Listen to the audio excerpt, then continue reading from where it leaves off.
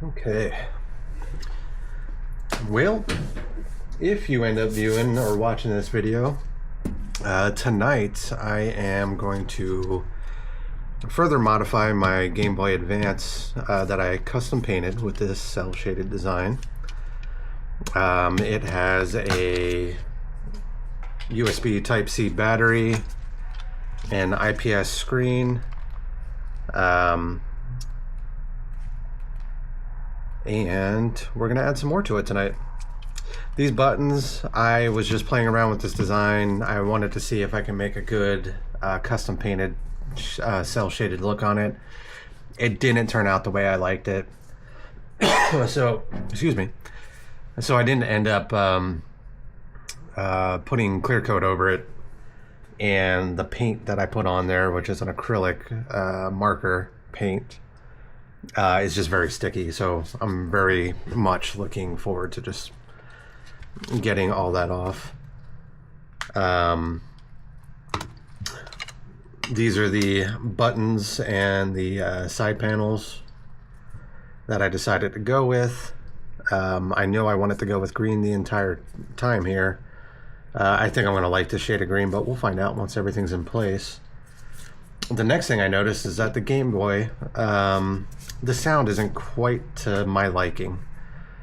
That's probably because I'm getting old and hard of hearing. So I did purchase a new speaker just to make sure that the speaker that's in there is up to date, not blown out.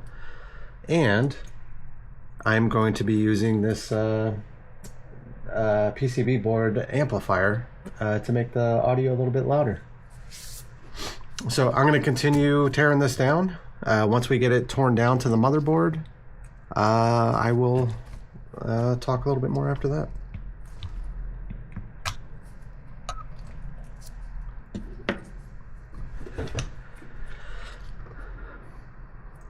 Actually, it doesn't really hurt for me to explain how to tear this down. Obviously, take the battery out. And let's see here.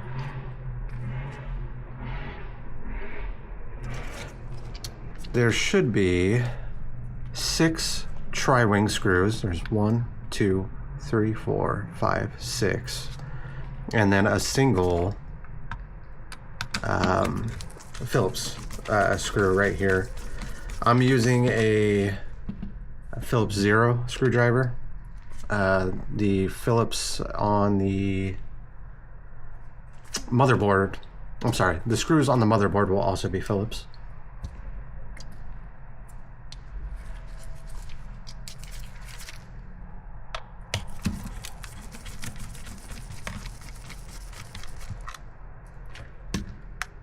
Actually, before I continue to tear this down, most important thing, I forgot to turn on my soldering iron.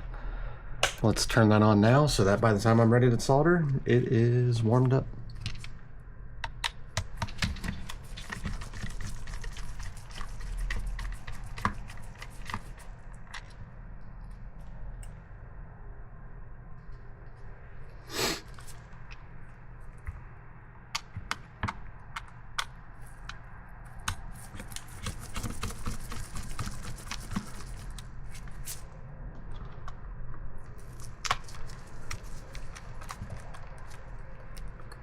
Oh, I actually have to find something. I forgot the last time that I did a stream and put this thing together, I decided not to solder down the LCD screen controls to the left, right, and select button. I am going to want to do that tonight. So that's the last thing we'll do. I'm trying to be a little bit more careful than usual because this is a custom painted piece. So I will be taking this apart a little slower than I usually would.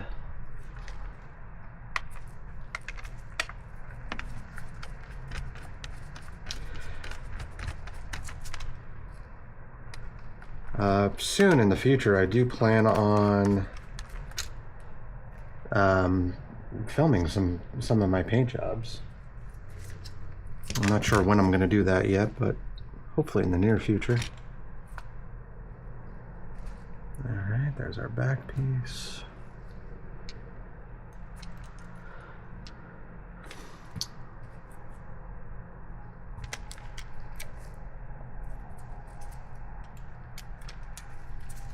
we have 2 screws that are holding down the motherboard.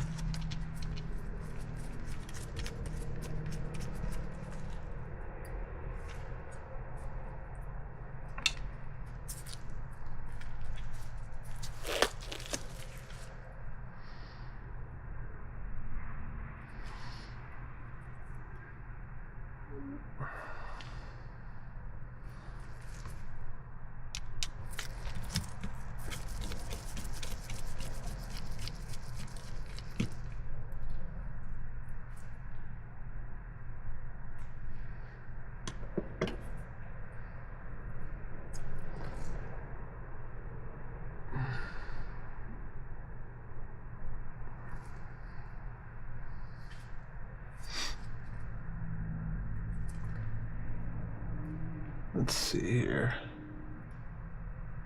Actually, I have no idea if I'm streaming properly. It says it is.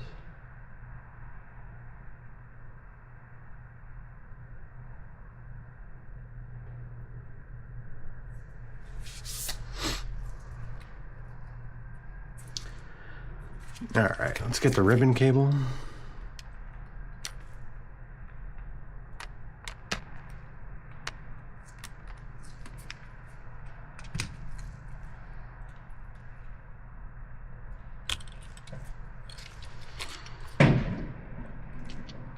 Somebody just set off a firework outside. Take off the shoulder buttons, the sidebars, and the motherboard should just pop right out now.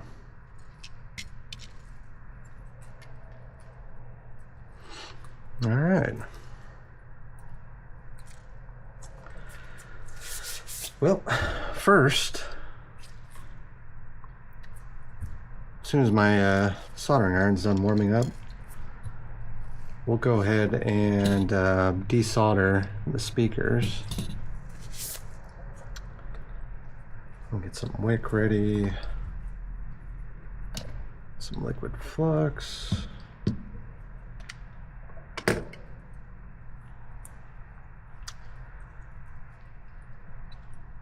And the next thing we'll need is my snips.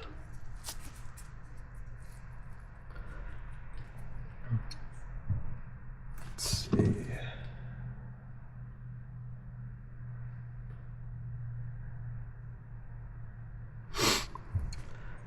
This is a universal speaker that is commonly used on a lot of systems, so they come pre-crimped with this end on it. In this case, all we would do is snip off the end. And I'd like to try and get that as close to the same length. Maybe a little bit longer.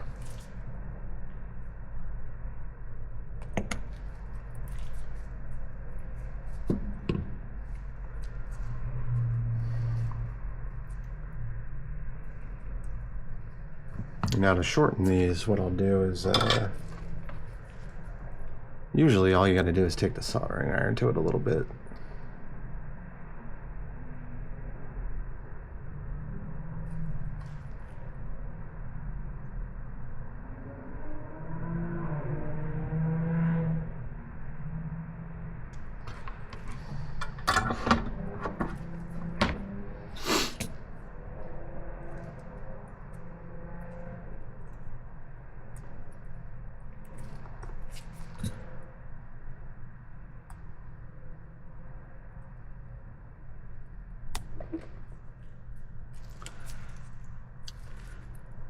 That didn't work out that well, so I'll just go ahead and take the snips to it. And there we go, we got bare wire on the ends. What I'll do is I'll tin them with solder here in a second, but before I do that, we'll go ahead and see if we can get the old speaker out of here pretty easily.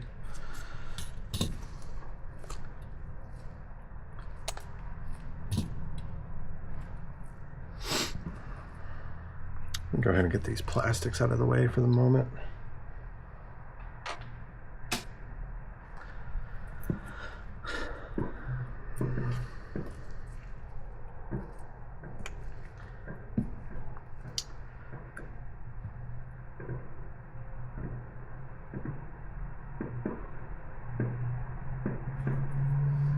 Alright.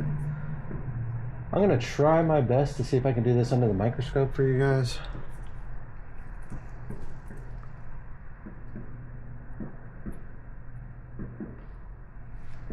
Just applying some flux. And what we'll do next is just add a tiny bit of solder to it.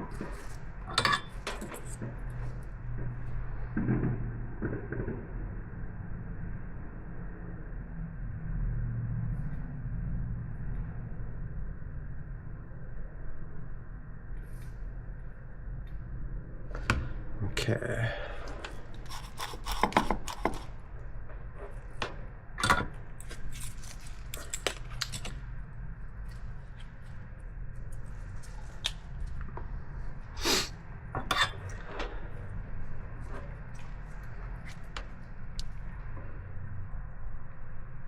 What I'm going to try and do is heat up that solder and just pull out the, oh, that came right out. There we go. Our speaker is out. The next thing I'll do is try and clean up the solder pads. Let me clean that.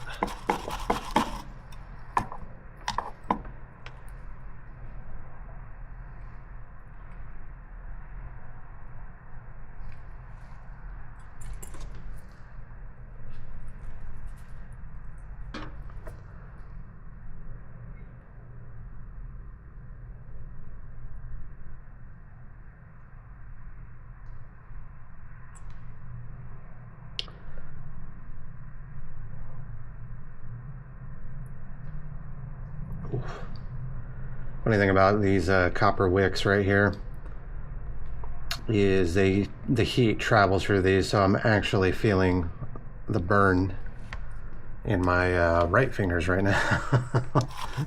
It's not that painful, but you can definitely feel it. All right. Next thing we'll do is get a Q-tip with some isopropyl alcohol and clean up the flux out of there. And let me show you what that looks like. Kind of hard to keep it centered while I'm moving everything around with my hands, but you can see there's all the solder's cleaned out of that for the most part.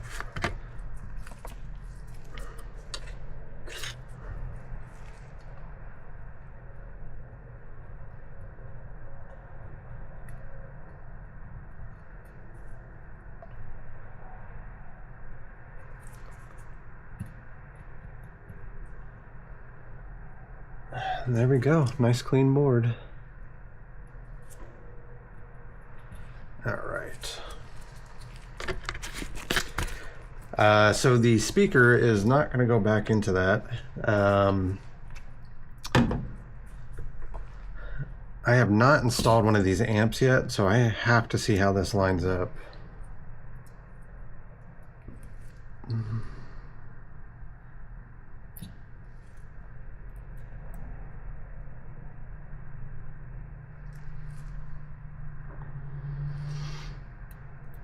Okay, this is going to be interesting.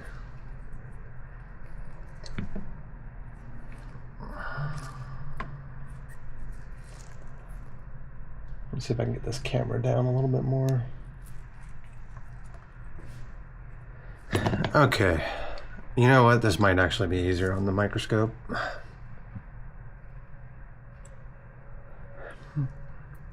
So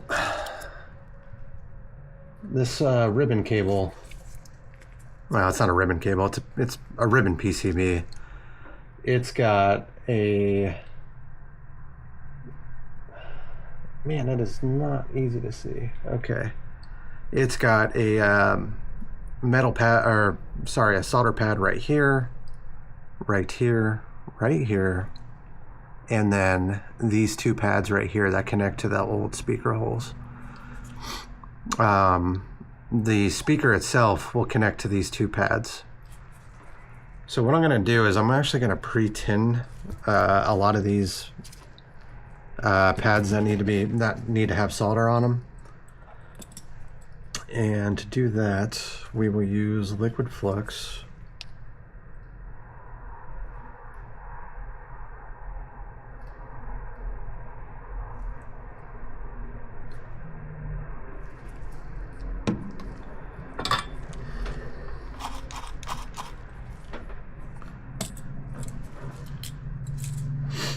And we're just going to apply some solder to the soldering iron.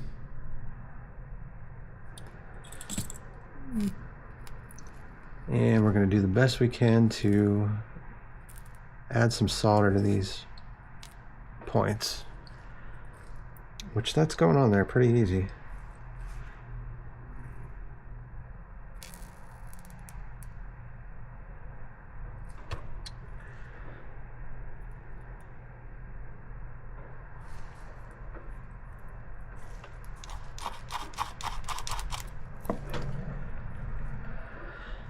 Doesn't look that pretty, but I'll try and worry about making that pretty here in a second.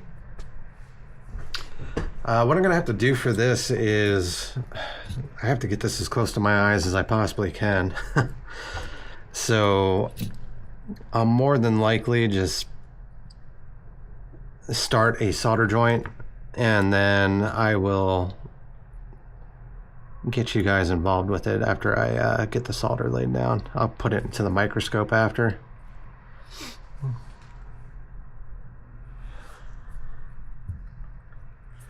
You know, I saw this earlier. I didn't get a chance to respond to it.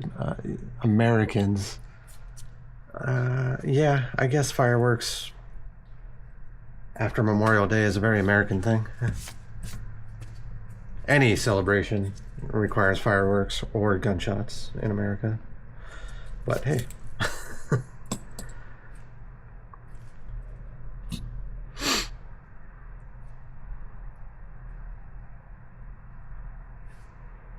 Let's see here. Okay.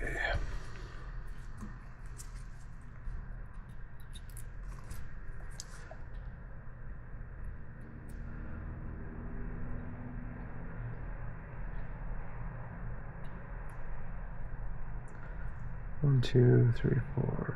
Yep, looks good. So I'm adding some liquid flux to all the points that I want to get some new fresh solder on.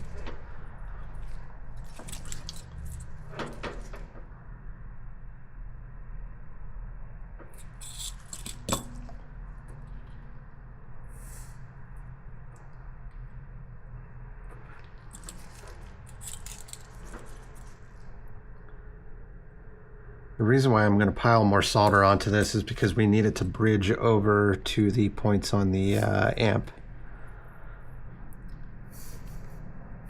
So if we need to clean that up a little bit afterwards and remove a little bit of solder, that's not a problem.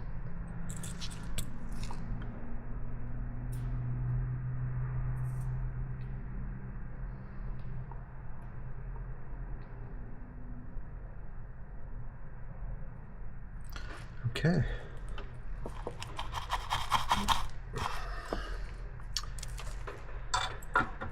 All right, so at this point, what we need to do is we need to get this PCB ribbon down and get it aligned properly.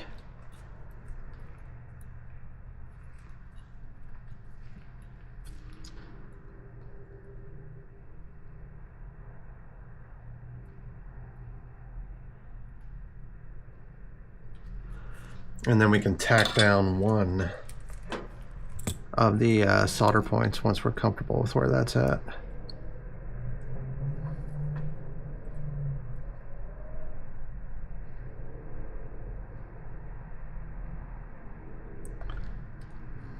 Okay.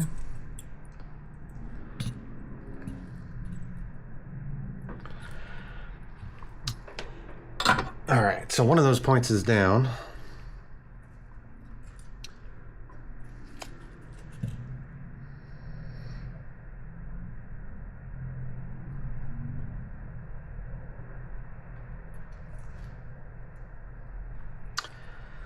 See if I can point that out to you.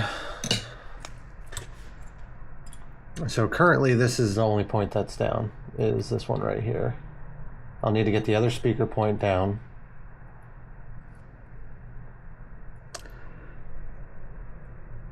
One of these is a ground. I'm actually not sure which one it is, but this is actually the headphone jack that this part of the board is popping onto. And then the biggest gap that I need to fill in here, I believe this is 5-volt power. So there's quite a gap there, but I don't think I'm going to have a problem. I'm just going to need to add more solder to that bridge.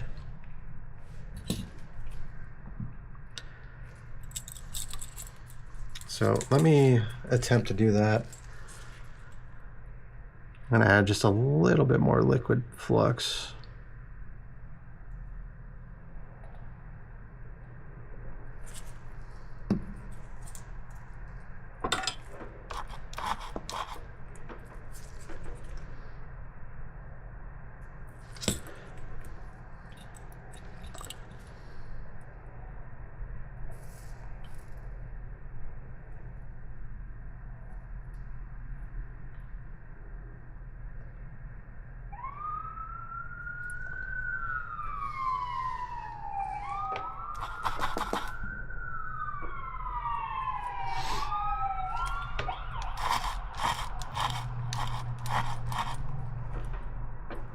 Okay.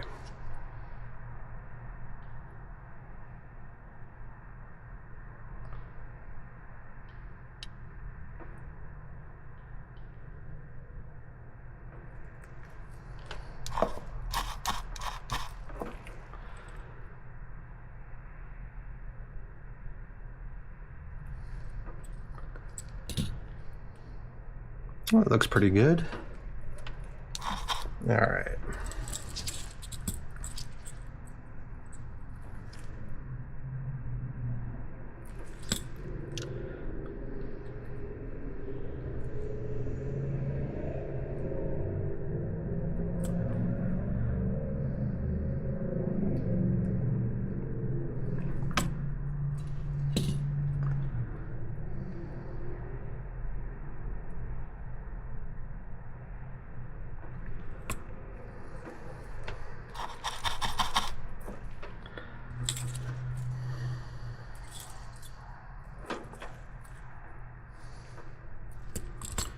Might have gotten a little too much on here.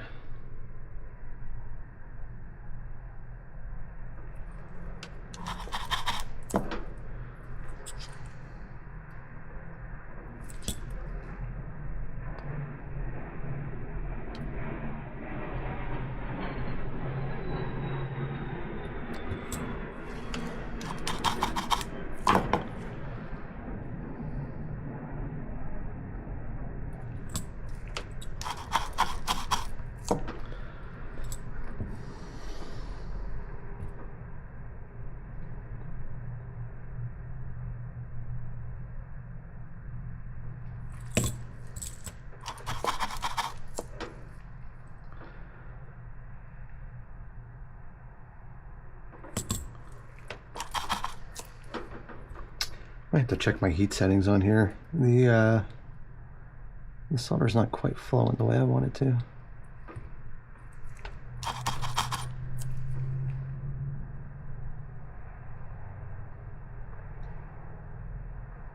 Should be good enough to get this job done though.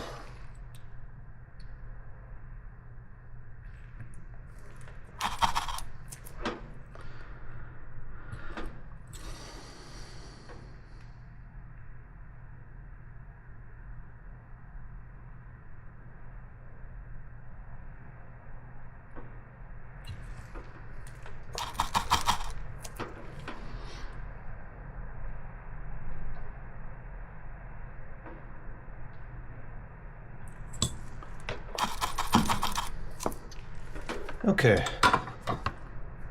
now let's put that under the microscope real quick and see what we got.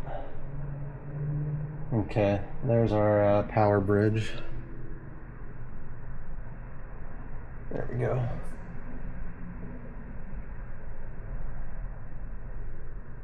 Those are from the, that should be ground and I'll actually have to look that one up, to be honest with you. I know one of them's a ground and one of them's a connection to the microphone. Sorry, not microphone. Wow, headphone jack. And then that is the speaker left and right there. I'm actually going to do a little bit more work on that bottom one. Well, yeah, I'm going to add a little bit more solder to that one.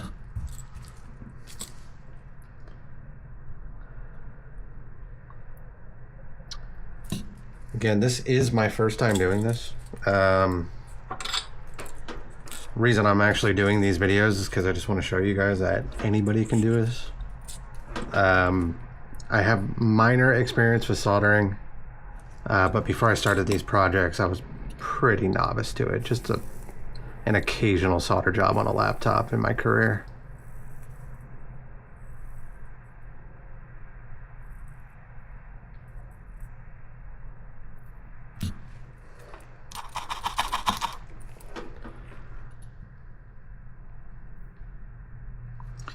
All right. Yeah, that looks pretty good. Okay, so next step, now that everything's soldered down here, is to actually solder down the speaker. Don't want to forget about that. From what I was told, it does not matter. There is a positive and negative on here. I'll actually show that to you before I solder it down. But from what I was told, it really doesn't matter. So you see the SP plus and the SP minus below. That minus is a little hard to see, but I see it there. But so I'll do red to positive and black to negative. But like I said, I don't think it matters. All right, what we'll do here is pre-tin these wires.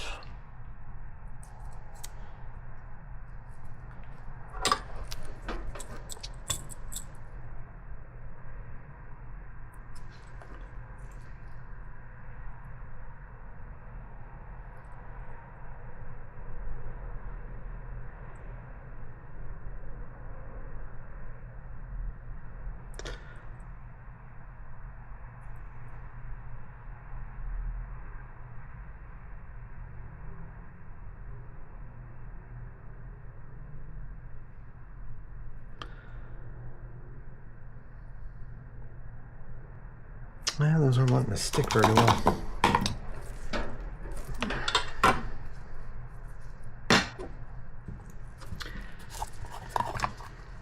I've found sometimes the liquid's a little bit hard to work with.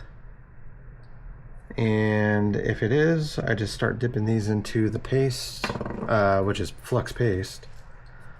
And it usually wants to go on after that.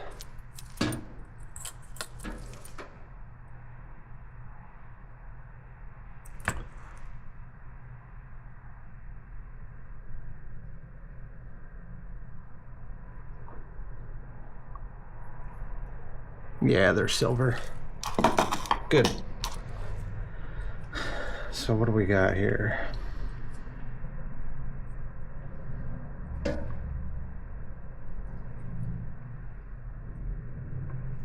Okay, we need that speaker to face up.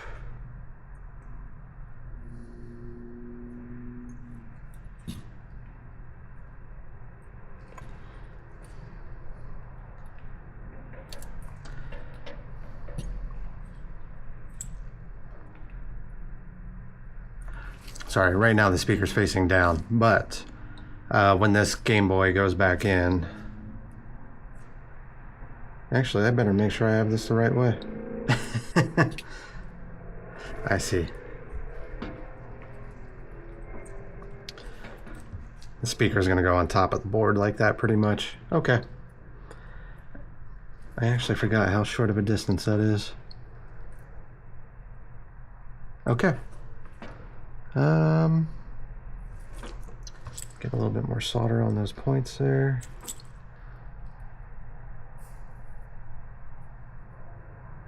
Okay.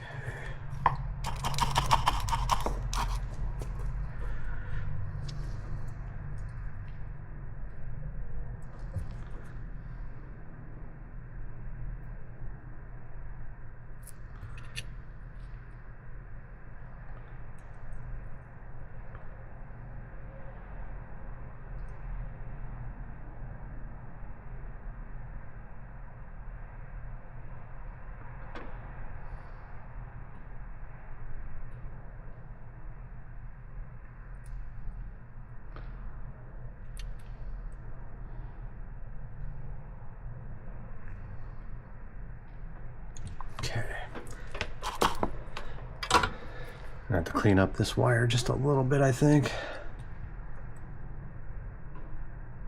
Yeah. I think I could actually just snip that right off.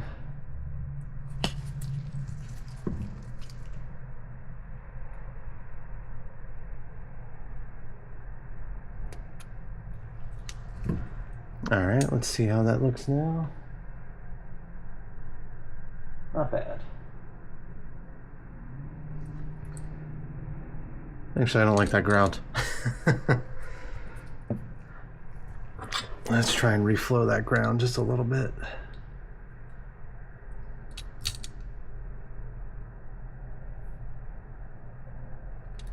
There we go.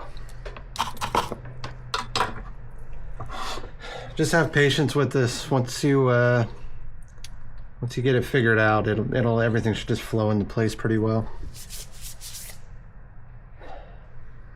Okay.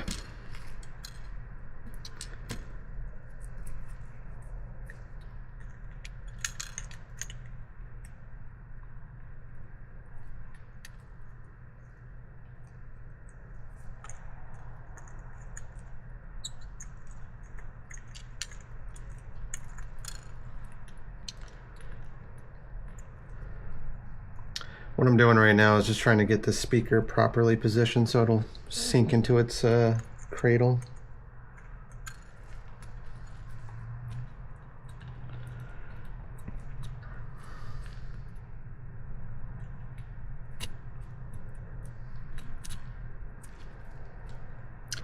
Now we're not done yet. I just want to make sure everything works.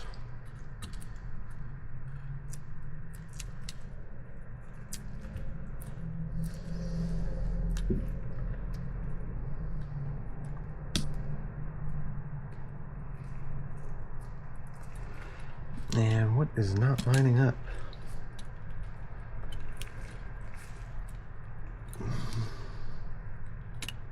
There we go.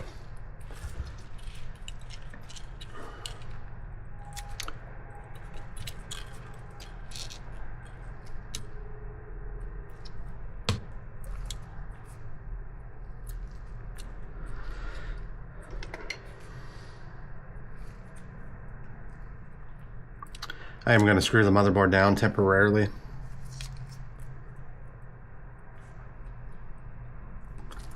Just so I don't have anything flopping around while we test this out.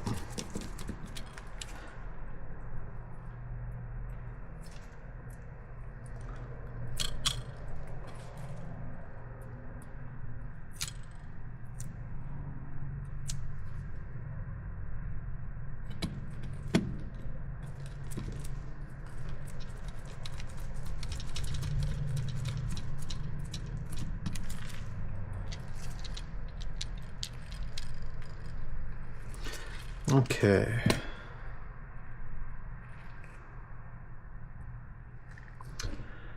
I'm not going to pop the battery back into it. That's why I like these little boxes right here. This box holds 2 AA's. It has a power switch on it, which is off at the moment. And all we have to do is make sure we get it on the right leads. Before we do that though, I'm going to get the screen plug back in.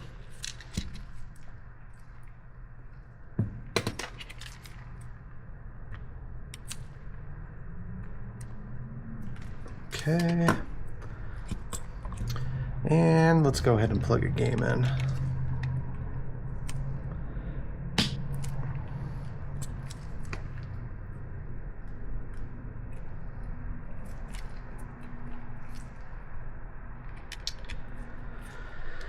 All right, before I turn that on, let's get another Game Boy up and running.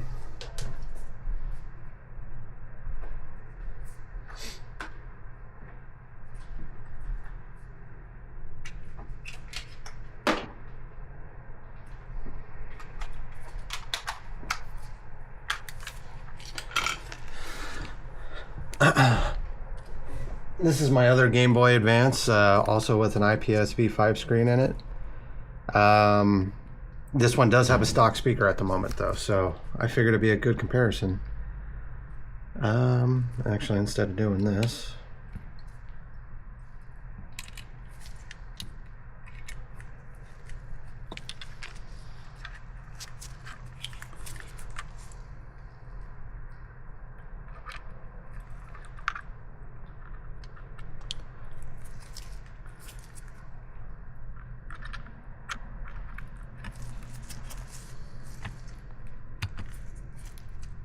Okay.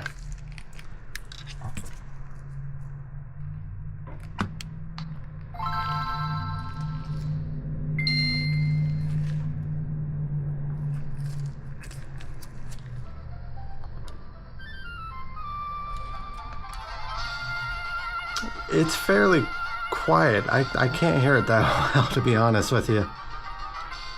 I mean, this is what I would probably turn my TV to if I wanted it at like a 1 or a 2. And that's just so I wouldn't wake up my girlfriend, you know? Not very loud. I'm gonna go ahead and turn that off real quick.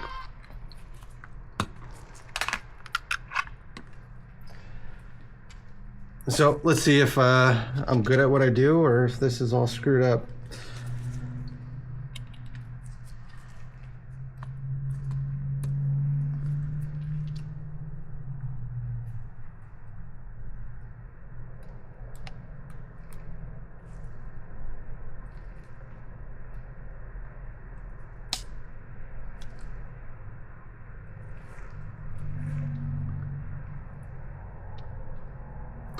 Oh, it's not aligned, right? Okay.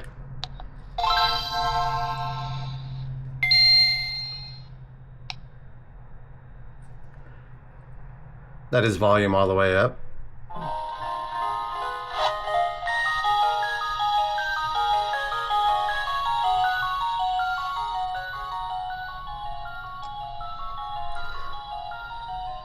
It's a pretty noticeable improvement there. I feel like this was about as loud as it was maybe right here. And that's a little bit less than halfway down, so it seems like it's about twice as powerful.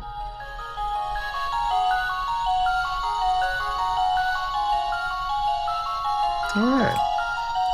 Well, the sound's working. We'll turn that off.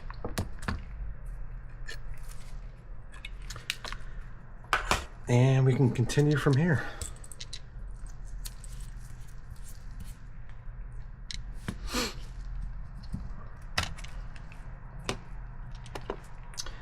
One of the reasons I actually got back into this is because I'm a pretty big Zelda fan. And I never got to enjoy it as much when I was a kid. Not that my parents didn't try and get me every freaking game that they could. I was pretty spoiled there, but I just didn't always have time to play every single game. One of the games that I loved the most as a kid was Link's Awakening. I had it on the original Game Boy and just absolutely fell in love with that game. I don't even think I beat it when I was a kid either. But as an adult, I repurchased the remaster of that game on the Switch and would not put it down until I beat that game all the way. And I enjoyed every second of that. Okay. Bear with me a second. I forgot to grab the wires for the screen that we're going to install here.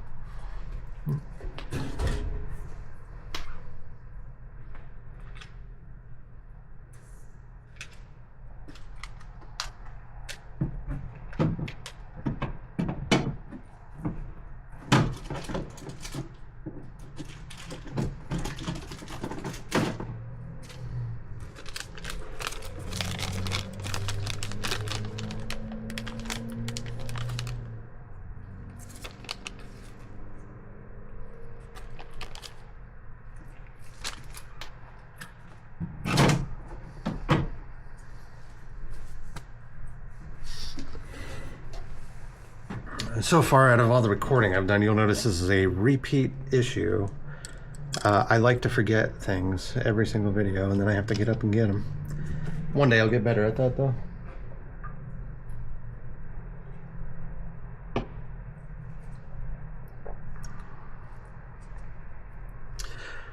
So these 3 wires actually came with this kit. Every time I get one of these, I'm going to probably butcher the name, but it's called High Speed Ido or High Speed Ido. Their V5 kits look great. Very easy to install as far as long as you get the fully laminated one. No chance of getting dust in the screen. It's been a really good, very enjoyable. Okay.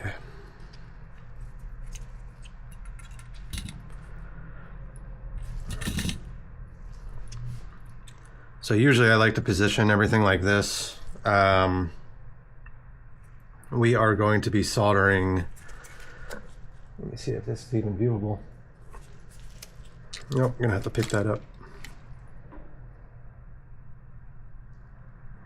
Okay. There is a left, right, select, and ground pads right there in the center. And it's pretty self-explanatory. The left will go to the left button, left shoulder button. The right will go to the right shoulder button. The select will go to the select button.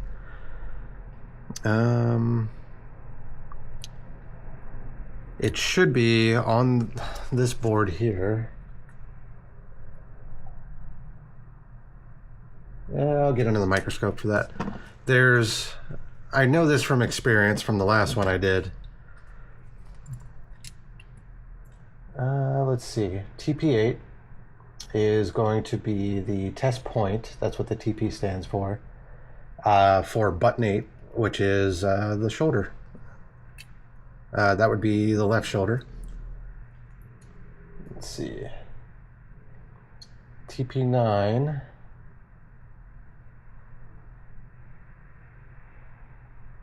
Oh, maybe that was TP9. I'm sorry.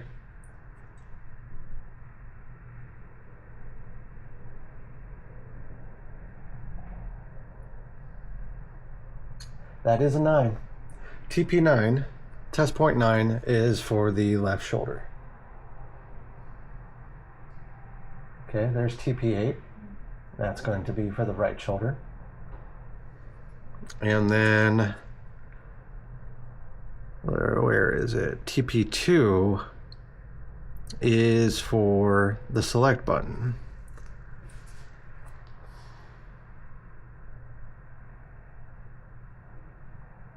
And that is right there.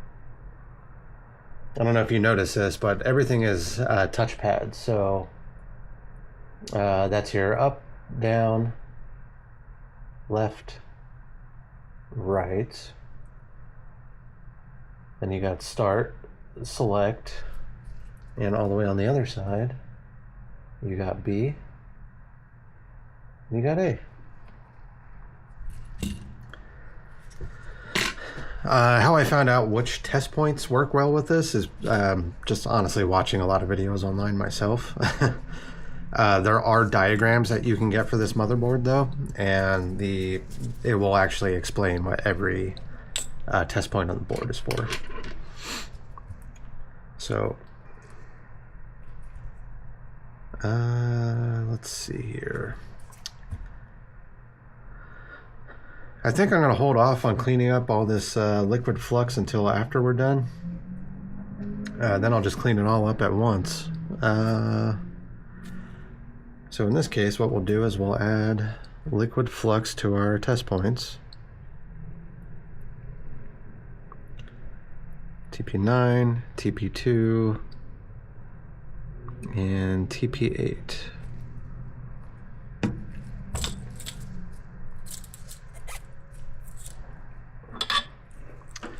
And we're going to pre-tin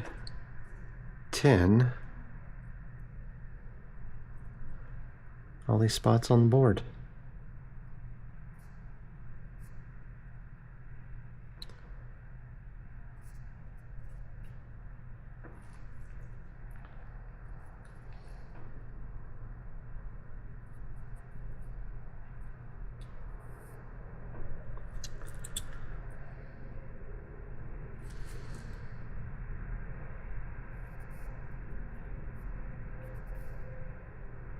Go.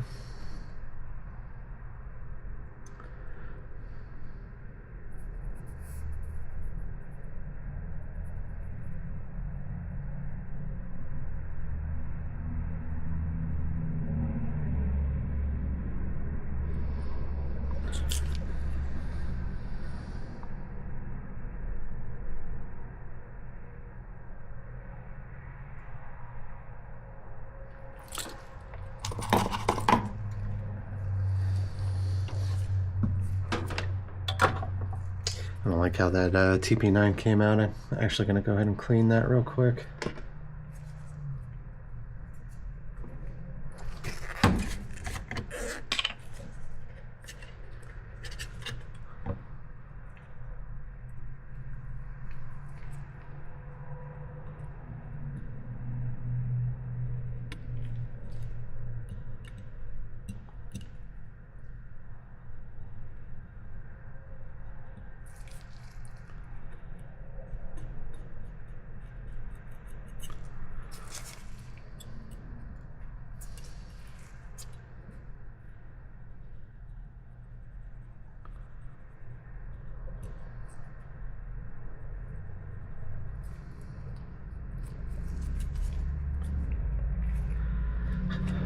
Take a look at that under the microscope.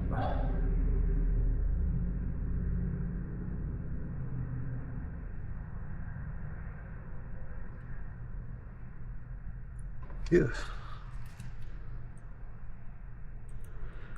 It's kind of hard to see with the lighting. That one might actually be okay.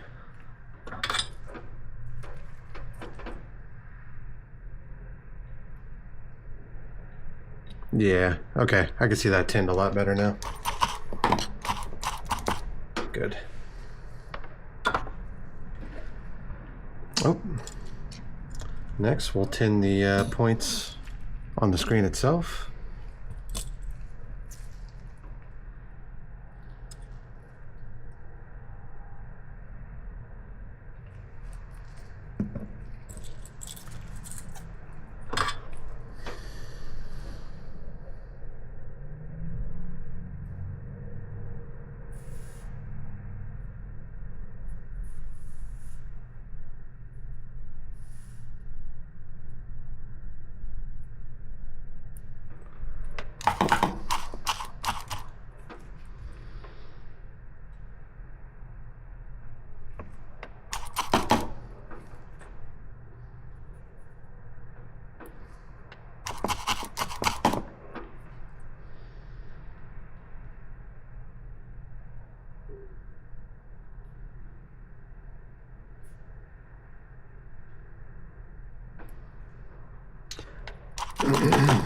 Okay.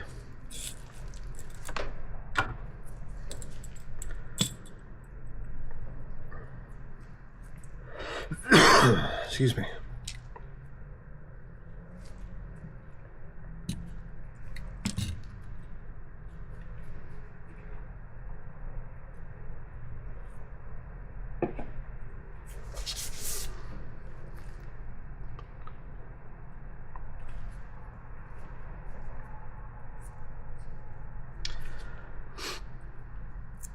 Okay, next thing I'm going to do here is pre-tin all these wires.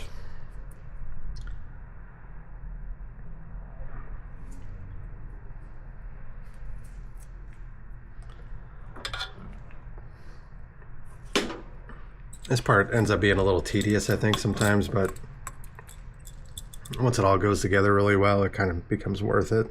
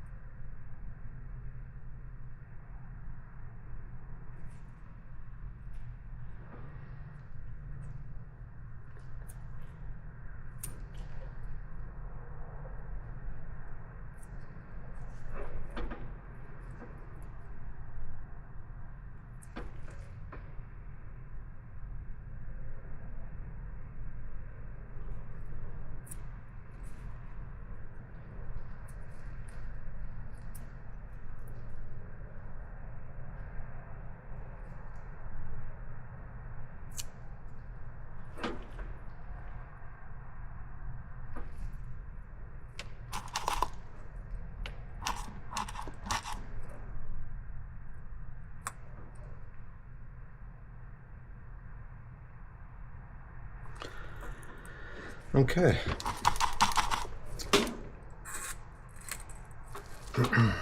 Now, we should just be able to get these down on their points.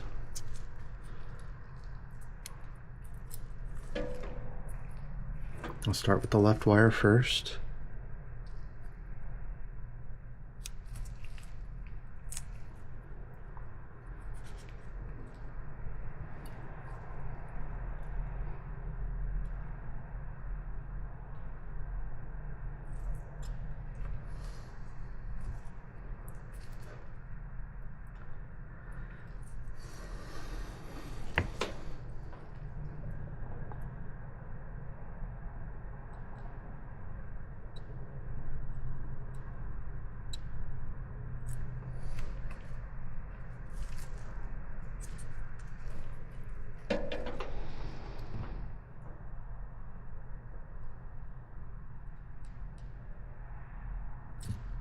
Okay.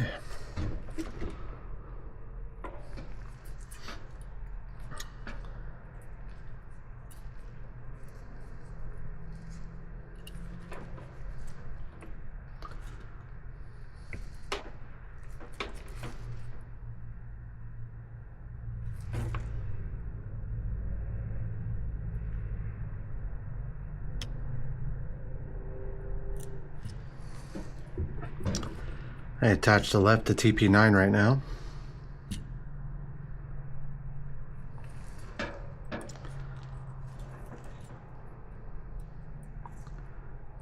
And we'll attach the right to TP8.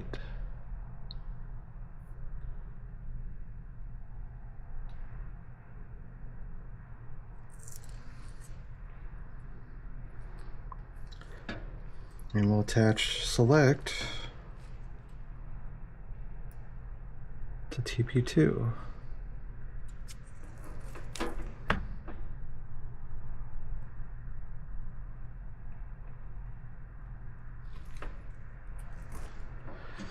Okay.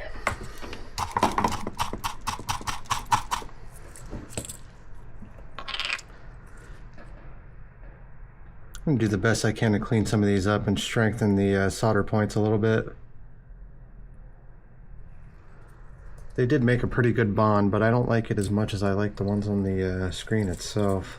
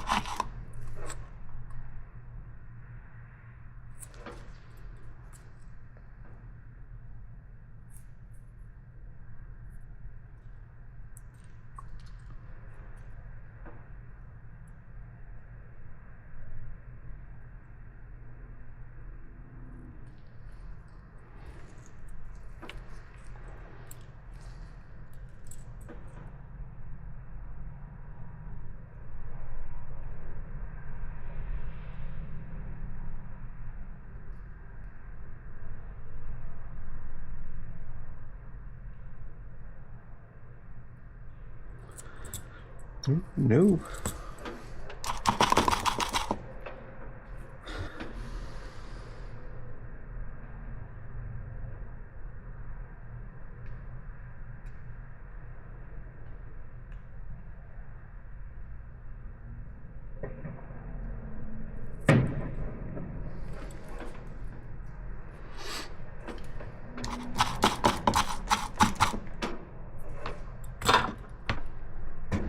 Okay.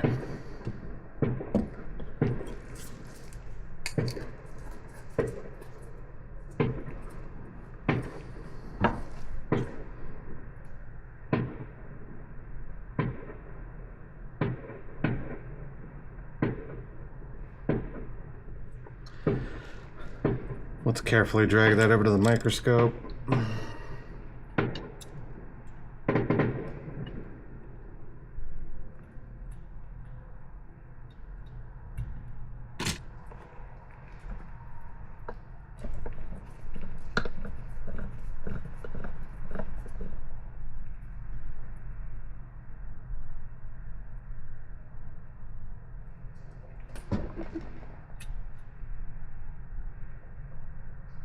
Yeah, that point looks okay.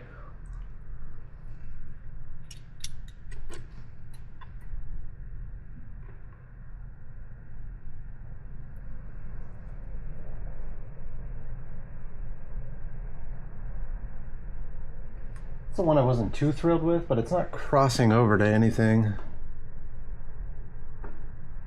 And it's got more solder on it than it did before, so that's not bad.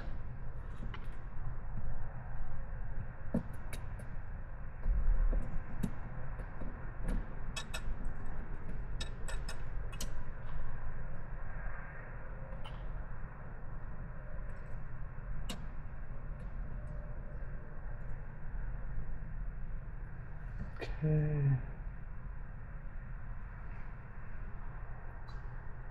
That one ended up looking the best out of all of them. All right. I'm pretty happy with that.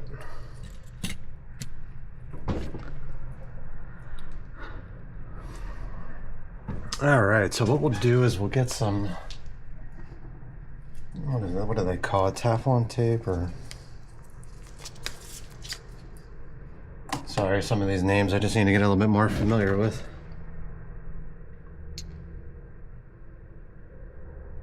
Copton.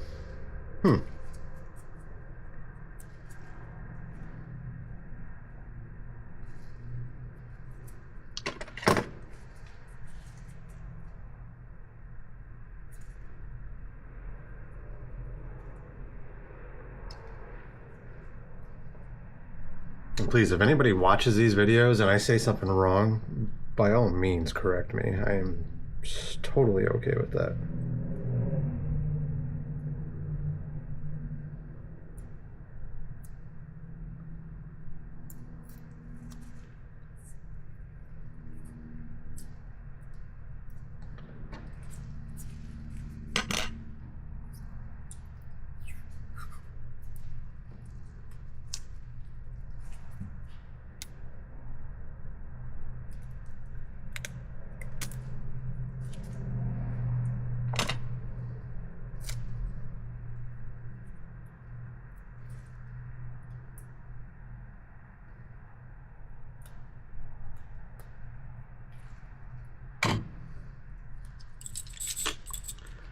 Okay, before we put tape on there,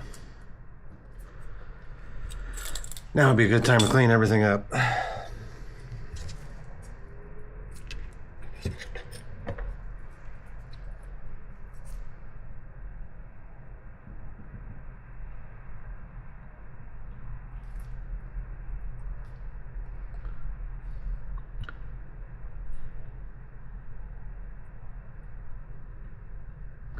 Actually gonna be a good test to make sure that my solder joints are just fine.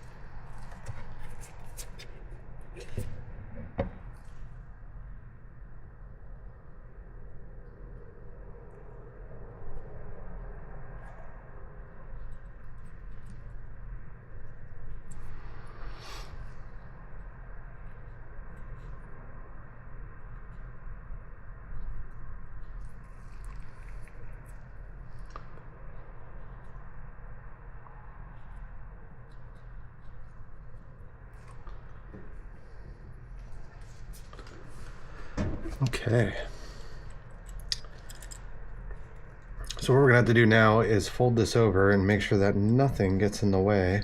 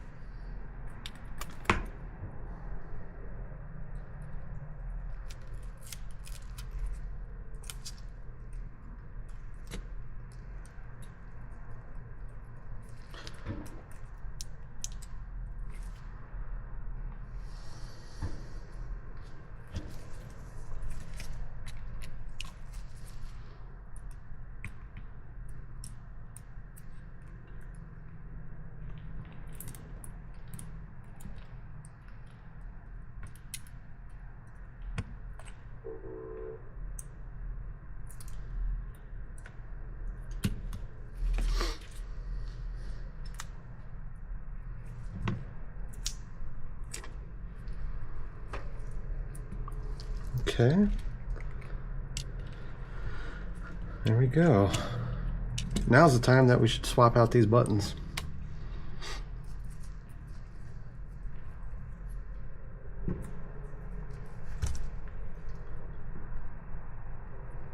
So I'm going to remove the old buttons. Tweezers, there we go.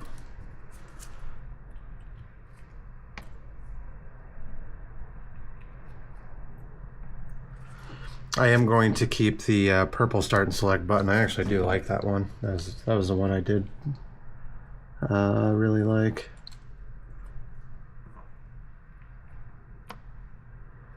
There we go.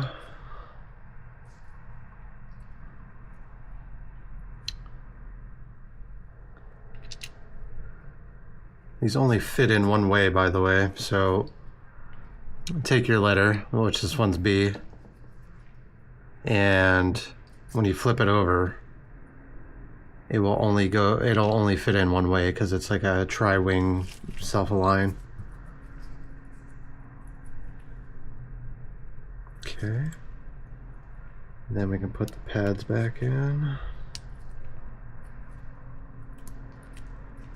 I've tried aftermarket pads on a lot of these and I'm not a huge fan.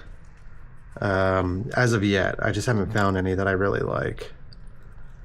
So I do try and keep the stock ones as best I can.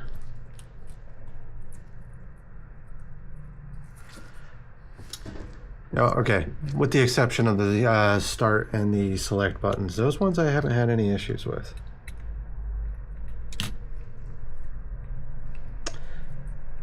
All right, let's make sure we get our speaker back in there.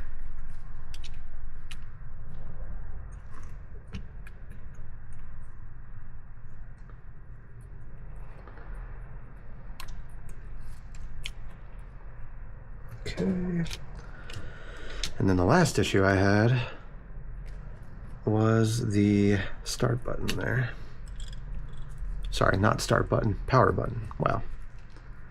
That's what I get for doing these things late at night. Okay.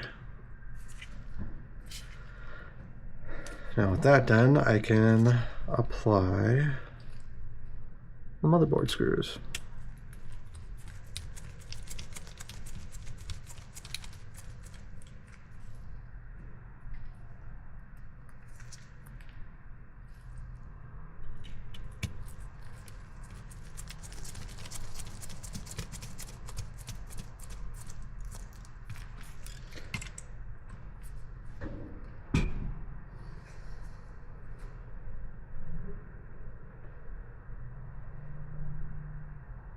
Okay. We'll go ahead and slap in the new power button, make sure that's aligned right.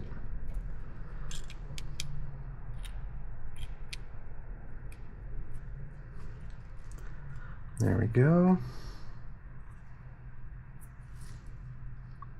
Okay. Let's get the screen plugged back in. What I'm going to do before I put this shell on completely is we're going to turn it on real quick and make sure that all the buttons work for the what do they call it, OSD or ODS menu. We'll find out together.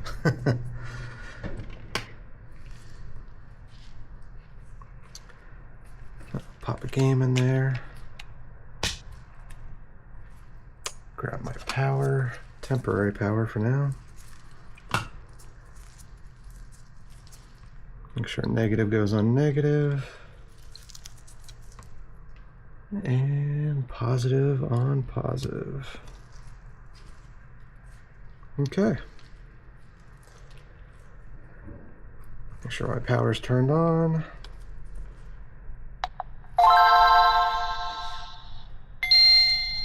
Well, that's not good.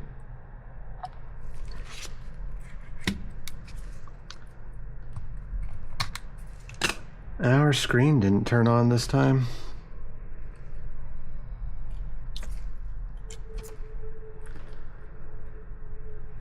It may not be seated all the way.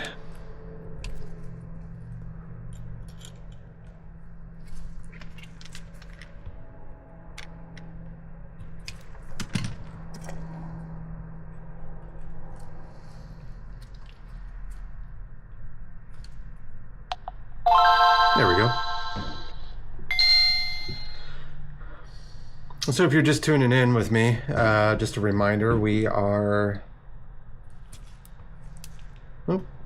installed a amplifier for the speaker. We installed a brand new speaker since we had to unsolder the speaker. And tonight I just finished soldering the left-right select buttons for the LCD menu. And we replaced some buttons.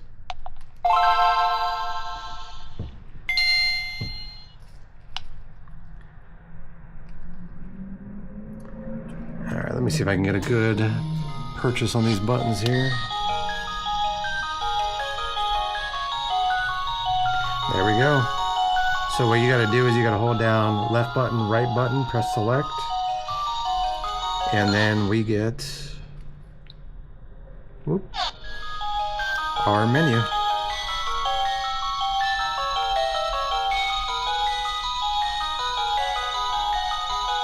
Perfect. So with that said, I'm gonna go ahead and put the rest of this back together.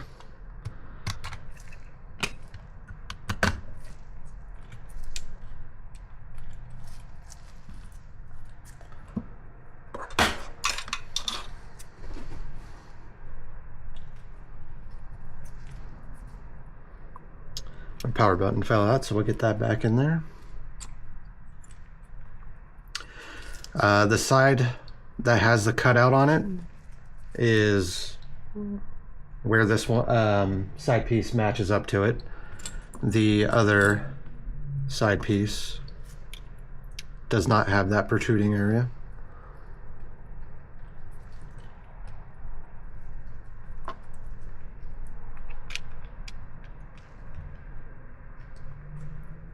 All right.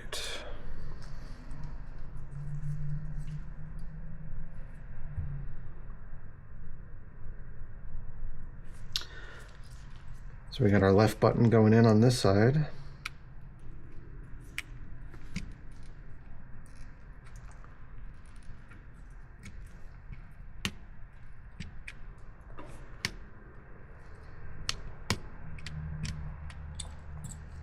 Our right button going in on this side.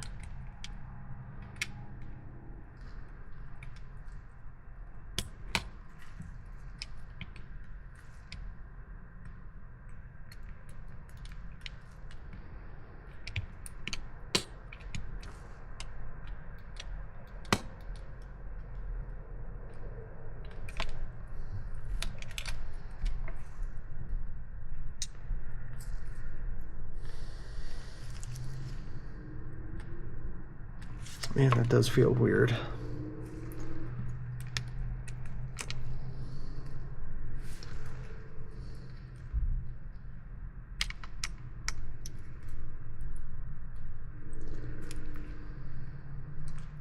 Oh. Well, that's unexpected. Huh. Ran into an issue.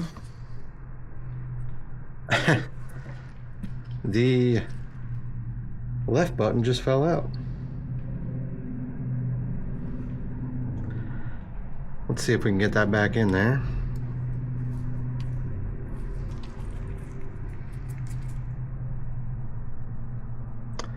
That is the first time that's happened to me. I haven't done too many of these, but I've done enough of them where that is very unusual.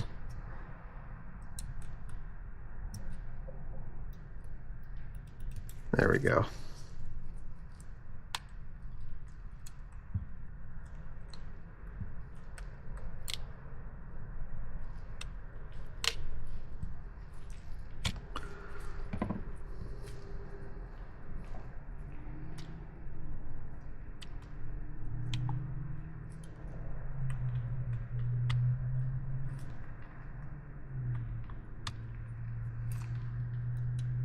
There we go. Okay, that's a good fit. Get this side piece back on.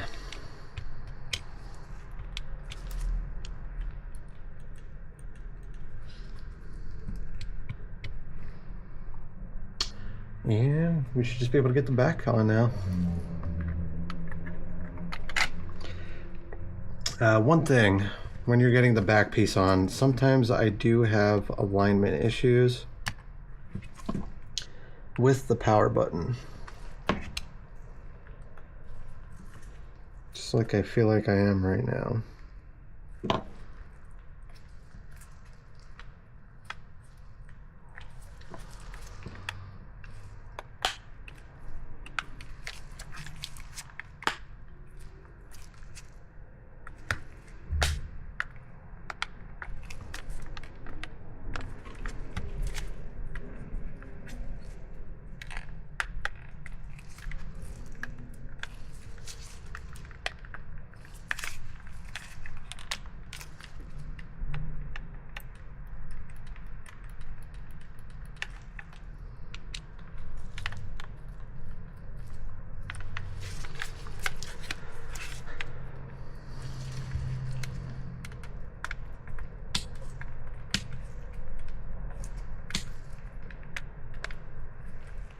Okay, something still feels off.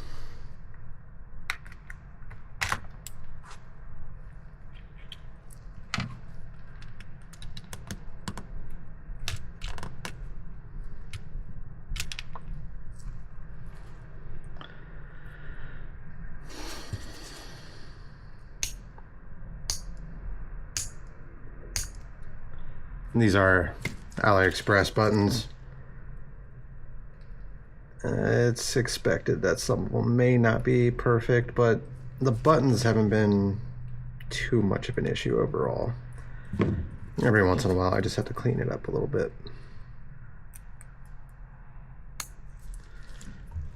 It's one of the reasons I tried painting the stock buttons actually. I just didn't like the way they turned out.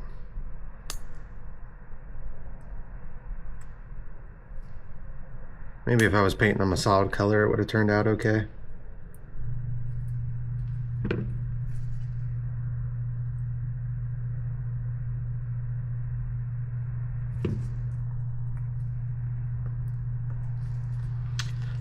try and seat that again.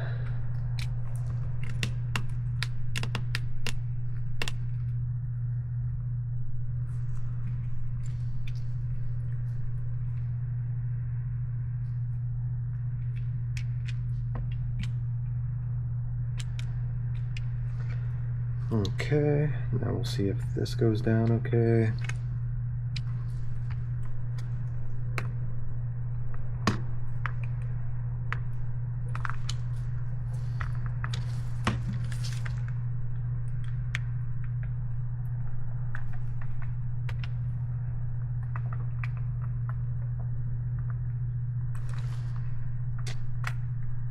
Nope.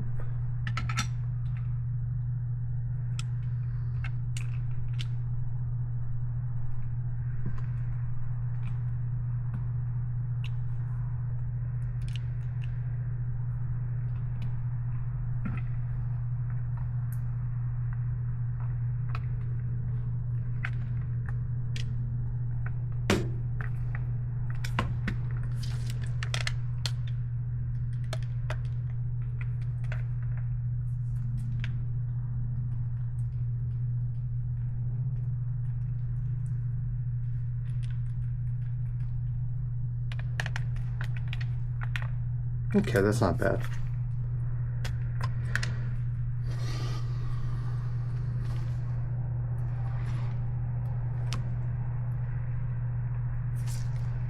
Putting the only body Phillips screw in that's not on the motherboard.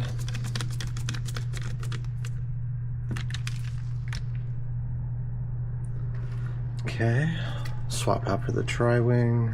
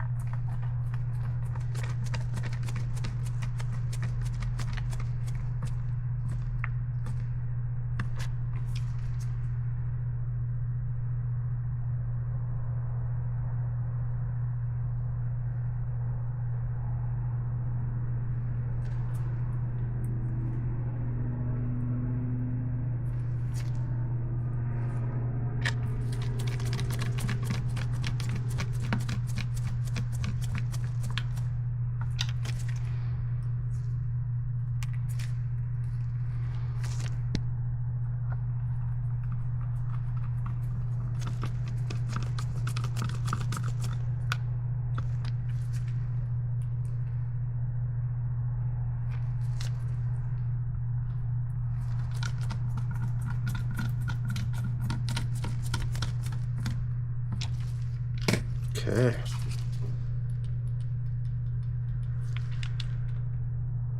Yeah, it feels pretty good.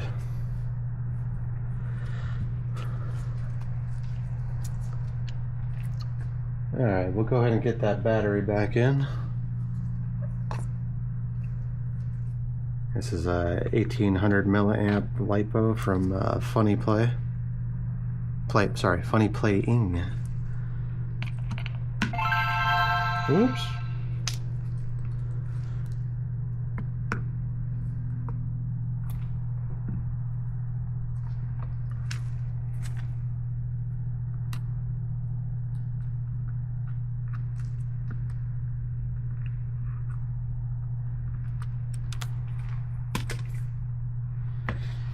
Okay, let's get our custom cut back piece on.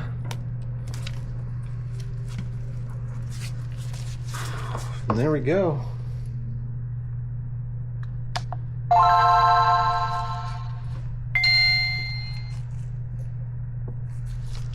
Let's get a game in there so we can hear the sound better.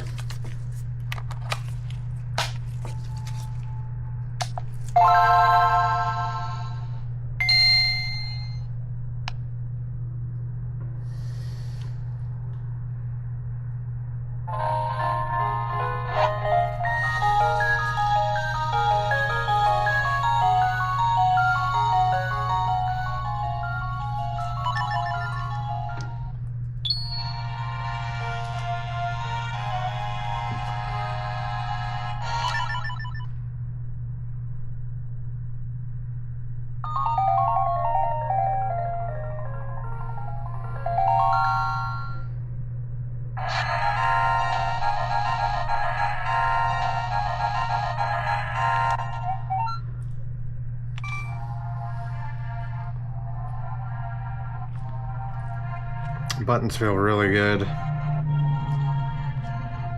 I have time tonight, I'm actually going to start the other one, and the other one, the buttons do not feel very good on it, so I actually bought a tactile button kit for it,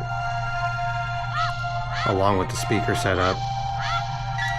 What I'm going to do here real quick is actually clean up the screen and get a screen protector on it.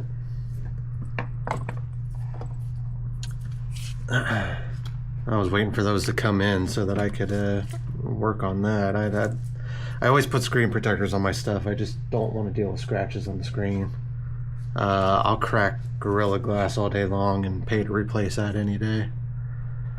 Let me get some rubbing alcohol on this screen.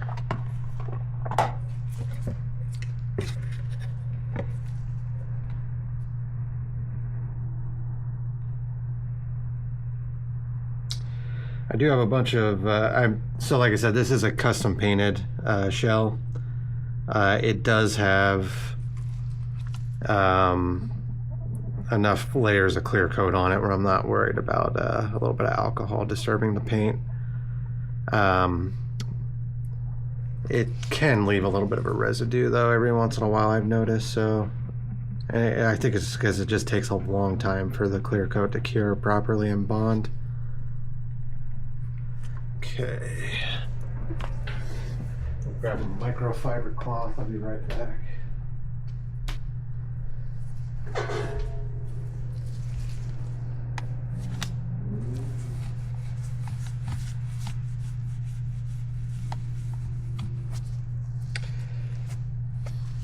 Okay.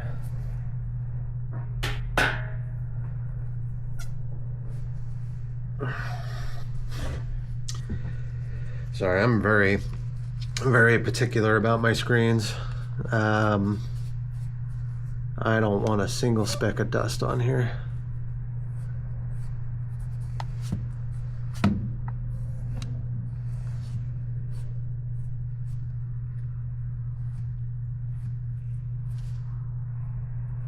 Or a smudge or anything.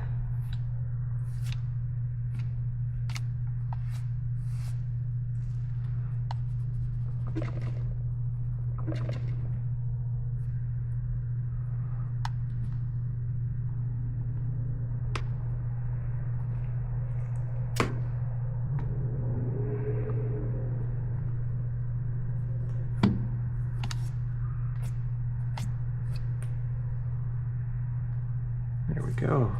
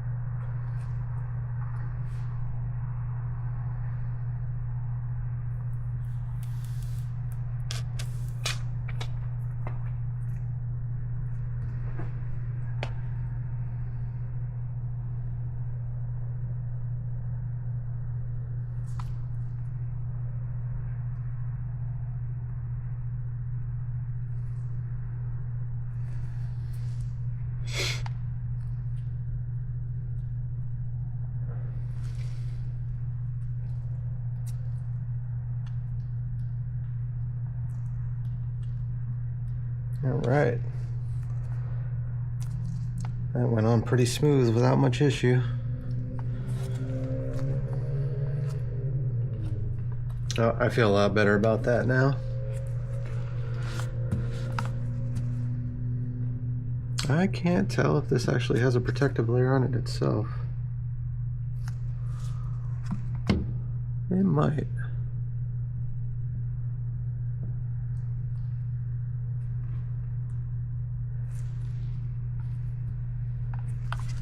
Either way, I can barely notice it.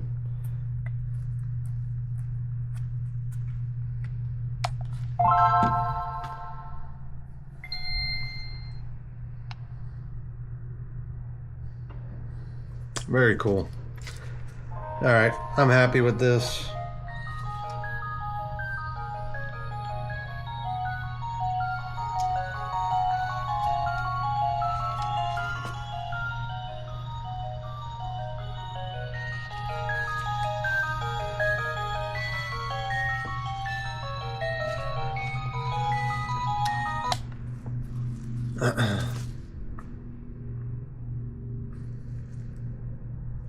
I'm hoping to do more of these cell shaded style paint jobs here pretty soon.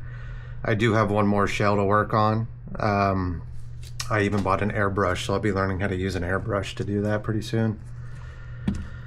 Last time I did this with Rust-Oleum spray paint, and I ran into a couple issues here and there, but I was able to recover it fairly well.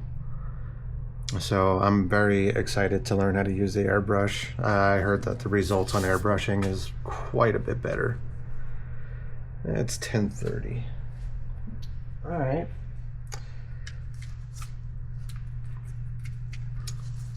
I'll tell you what, actually, how far am I into this stream? An hour, 21 minutes. Yeah, let's start taking this apart. Worst case, if I get too tired to do the soldering, we'll continue it tomorrow.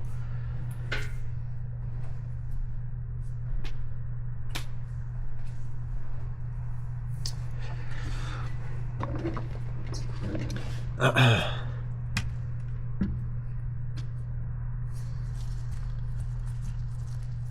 very excited to get, I got some DS lights that I'm going to be working on next. I'm just waiting for the parts to come in. But I'm very excited to get those done also. One of them is going to my girlfriend. She's been a huge supporter of me doing all these videos and this channel in general. And just the hobby of repairing all this stuff. Let me clean this up before I continue. So she's going to help me testing out these Game Boys, and she does game with me from occasion. We just haven't had time to lately. So I'm actually hoping that that's an excuse for her to game with me again. And maybe we'll actually record some gaming or something.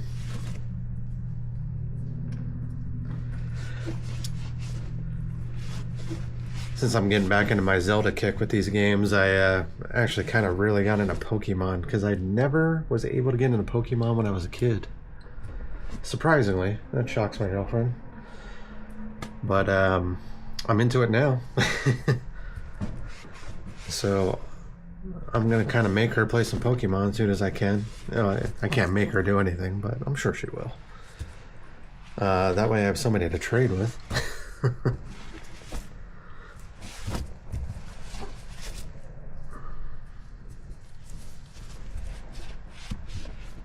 Okay.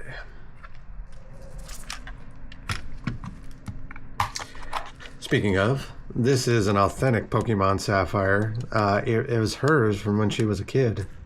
Or maybe early 17, 18, 19, somewhere around there.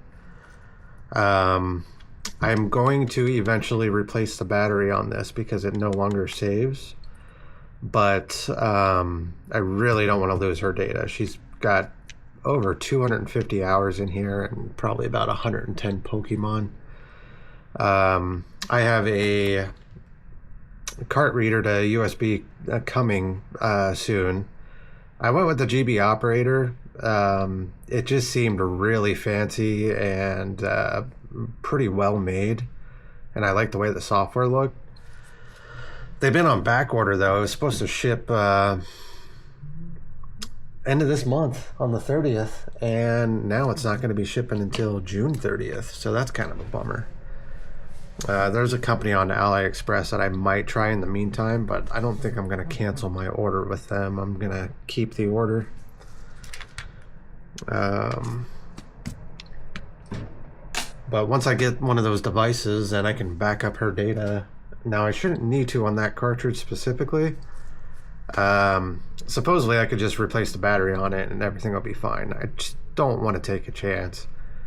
I've heard of people tripping something up on there when they try to change the battery, and then all of a sudden all their saved data is lost. So definitely gonna take as much caution as I can when it comes to that. I'd be bummed for her if she lost her data.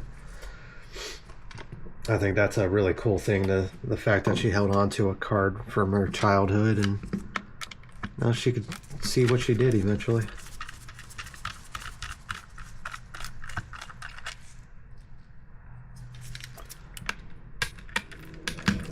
So I am stripping this down at the moment, and what we're gonna do, since like I said the buttons on this one just don't feel right to me, we are going to install tactile buttons.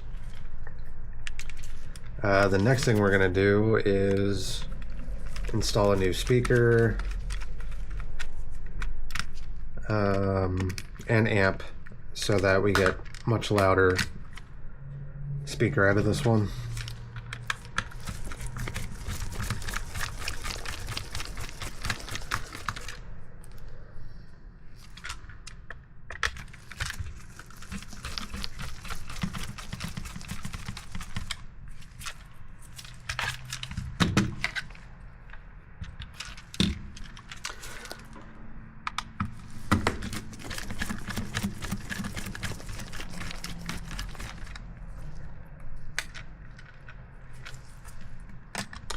This is a reshell from Extreme Rate, I believe.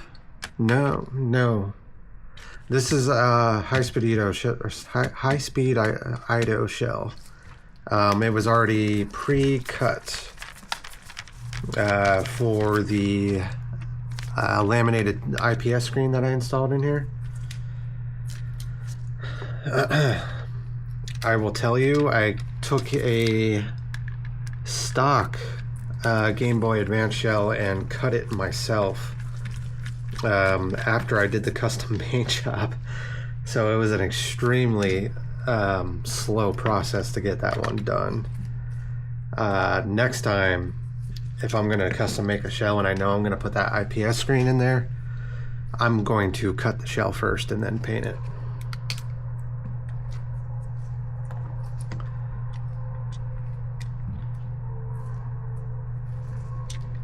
Okay. Tell you what, so I don't get anything mixed up, not that I would. Get all these old pieces out of here.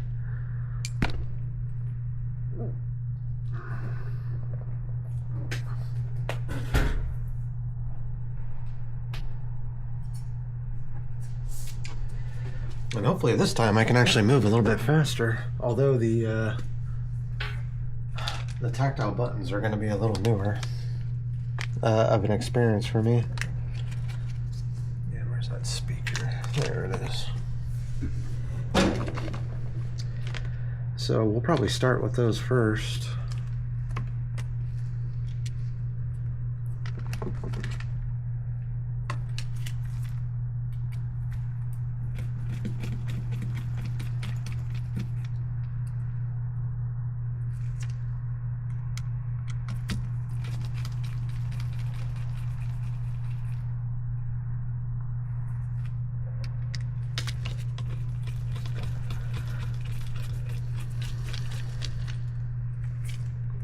This was my first screen install, by the way.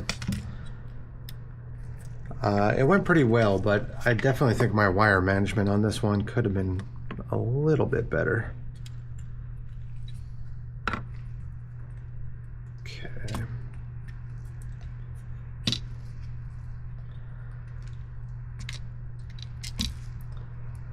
It's okay, you learn.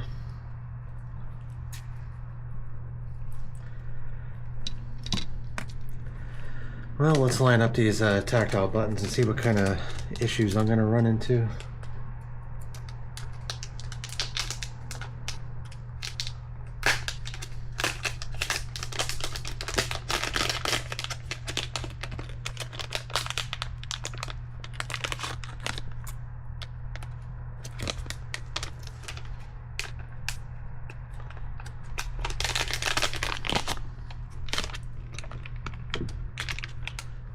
Okay.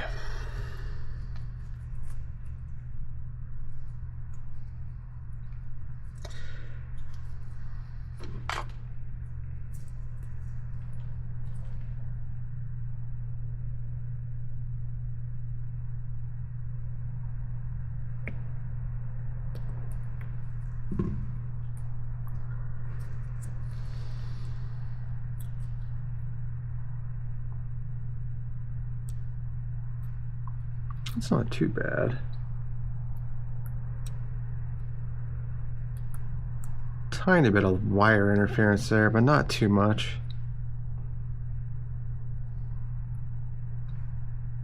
That's not going to be bad at all.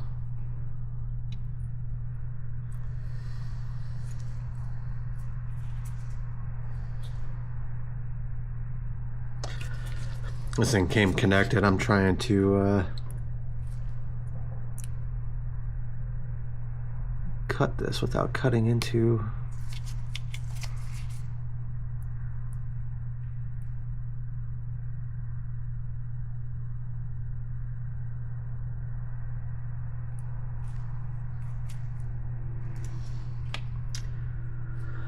really should get an X-Acto knife, but I'm not too worried about that right there.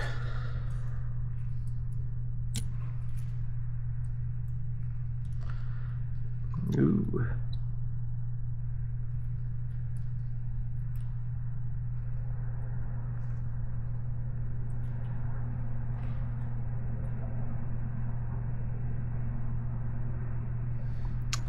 Okay, I actually see something I'm going to change here. This isn't fitting too well right there, but we only really need a half moon to connect to that, so I'm just going to cut. I'm going to just cut about half that off.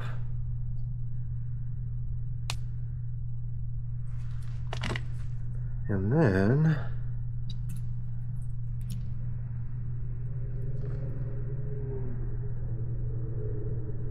that should line up pretty perfect, actually.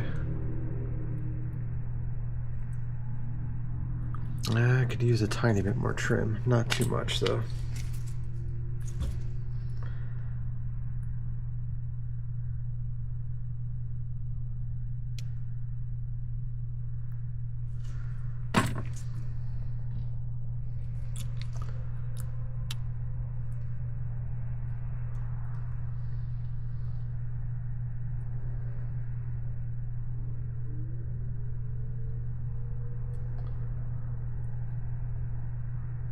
There we go. Okay, so I might end up unsoldering TP2 and then soldering it on top of there. That is the only existing wire for the screen that I might need to touch up on though. So that's no big deal. So yeah, let's get going here.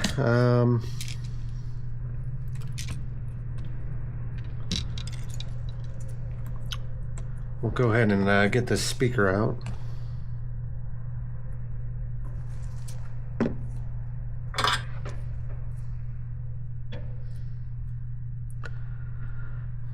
Since we've already done the speaker, I'm gonna kind of just rush through that one. I don't want to bore you guys with just repeating the same thing twice in the same video. Let's see. There we go. There's my solder.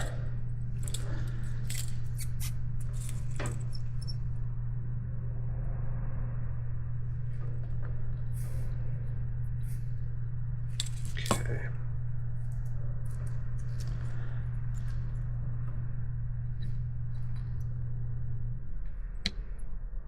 There we go. Speaker's out.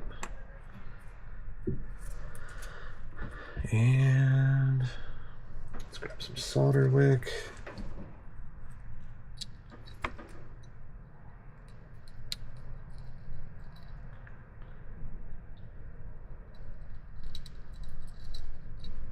Nice and easy.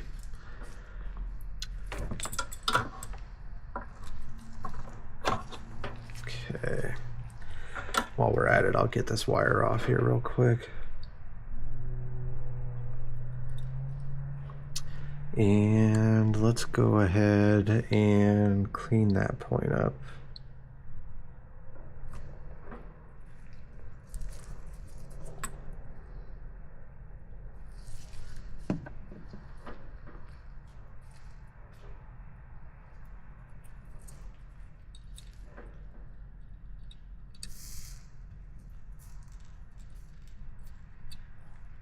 There we go. Okay.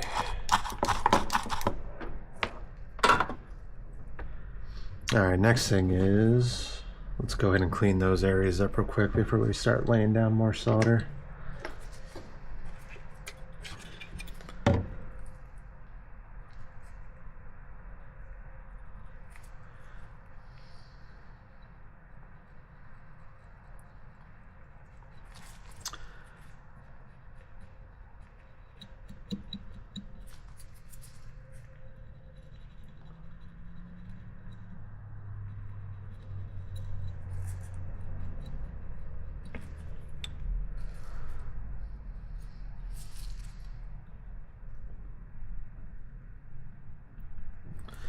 Okay.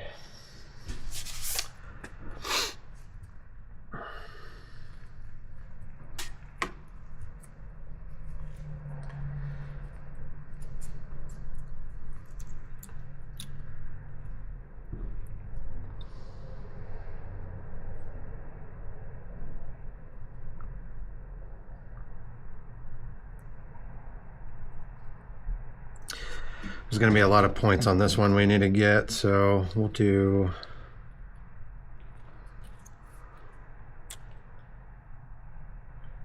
Oh, this is going to be easier to do this through it, or if I should pre-tin first. Tell you what, let's maybe start with the smaller one. Maybe we'll...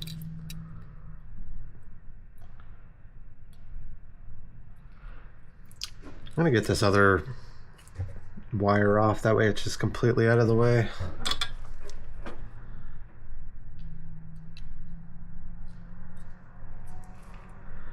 It's pretty easy to get those back on, so I'm not worried about it.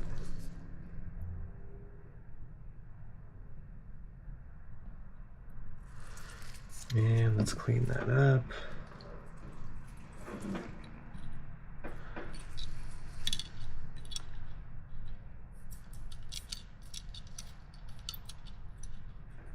Okay.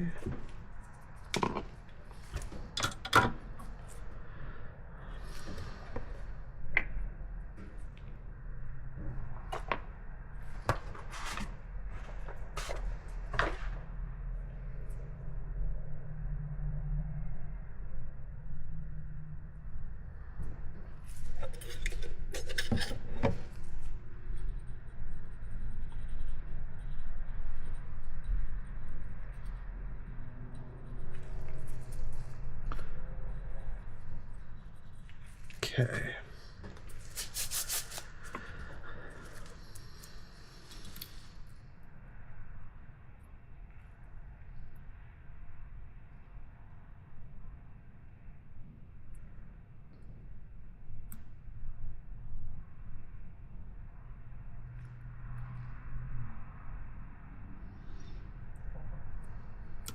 Good. All right, let's give this a shot. Let's get this tack down.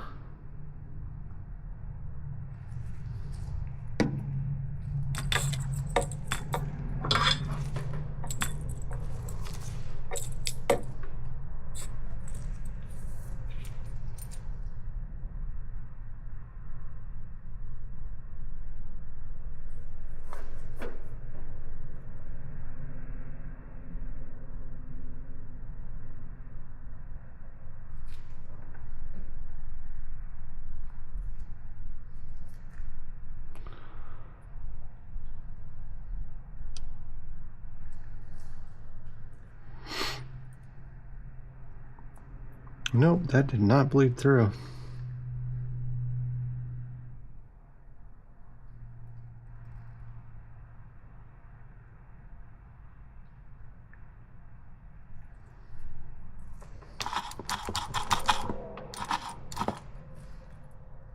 There we go. Okay.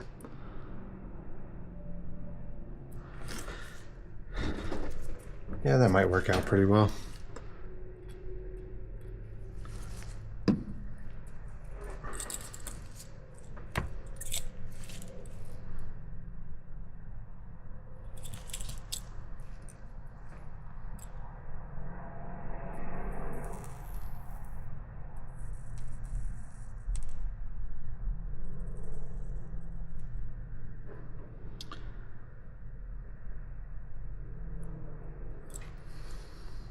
I think that's good. And we'll clean them up in a second. I just want to make sure I get all these tacked down first. Okay.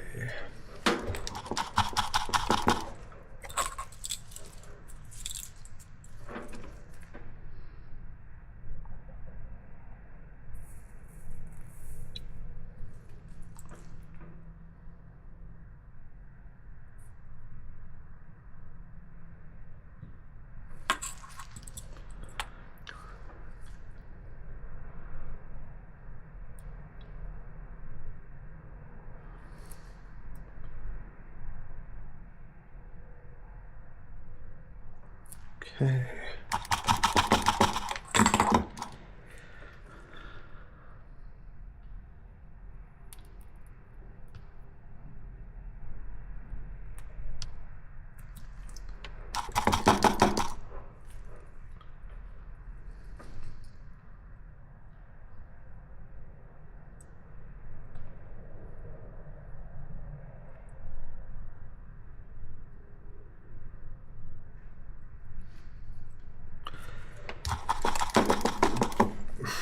Okay. Tell you what, since I gotta know if this thing's working. What we'll do is hook up some leads to this and pop a game in real quick, I guess. And let's pop in my let's do Yoshi's Island.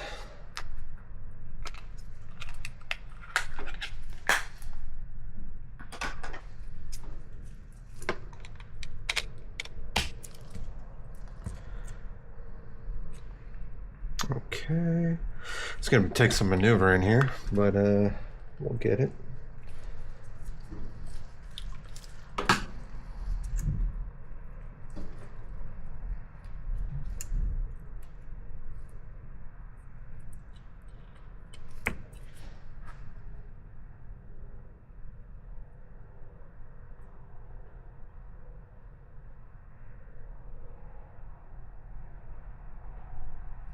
Okay.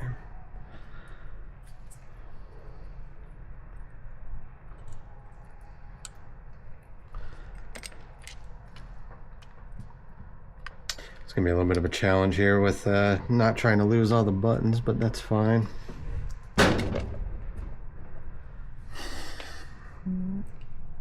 Okay.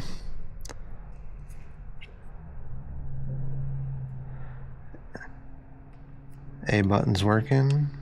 B button's working just fine. There we go.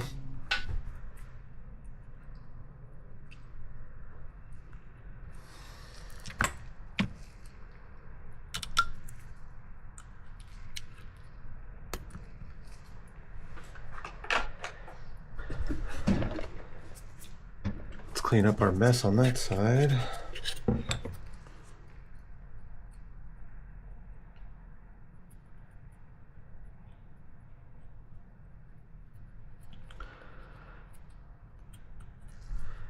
The liquid flux is extremely sticky.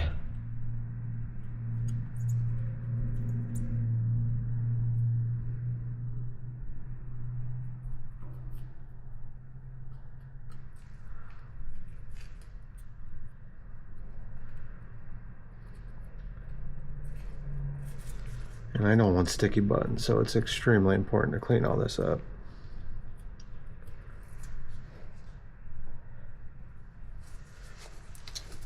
And I apologize if anybody's watching me right now, but I need a 2-minute break here.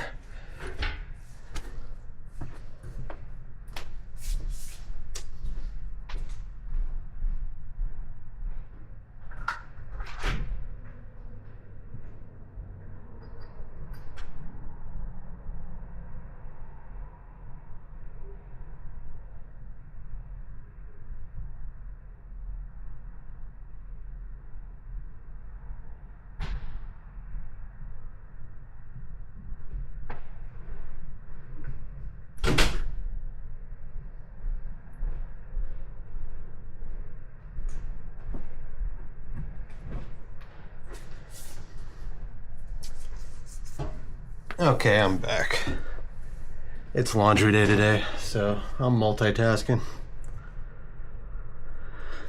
Alright, well, I am happy with the way that turned out, so we'll start with the more complicated ones next.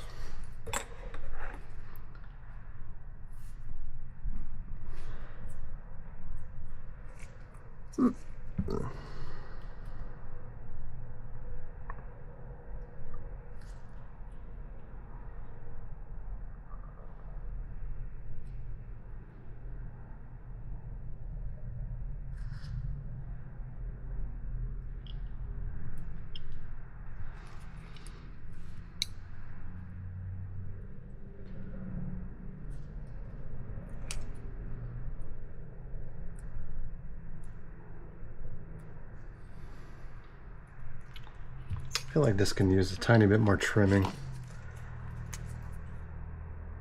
a little nervous to trim too much here though.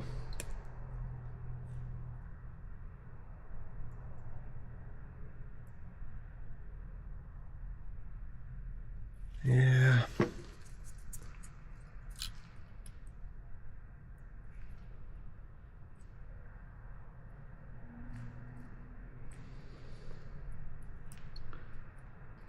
That is pretty good now.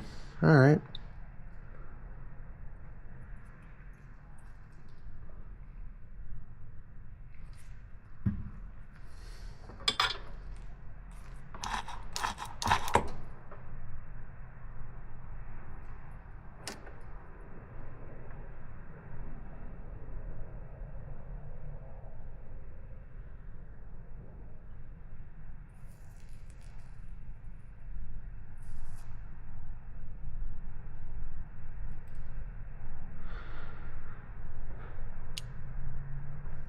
Okay, that got tacked down good.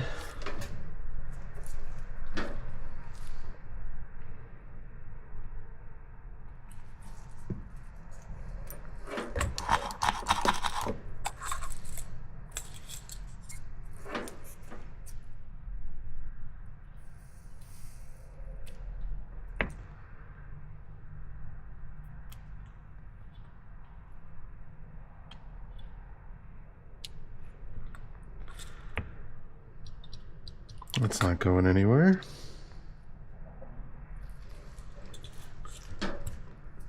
All right.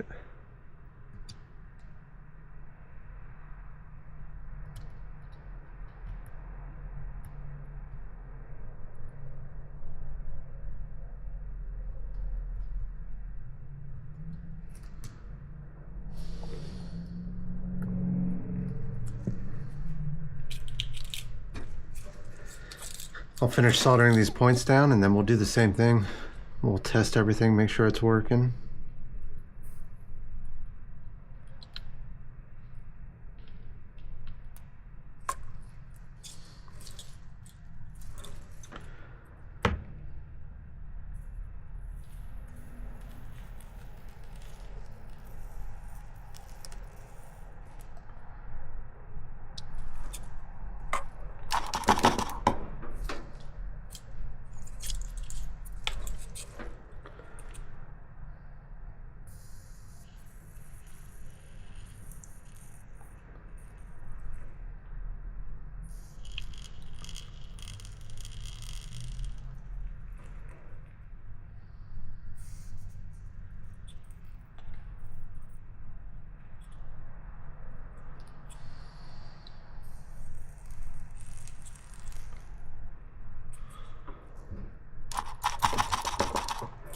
Okay.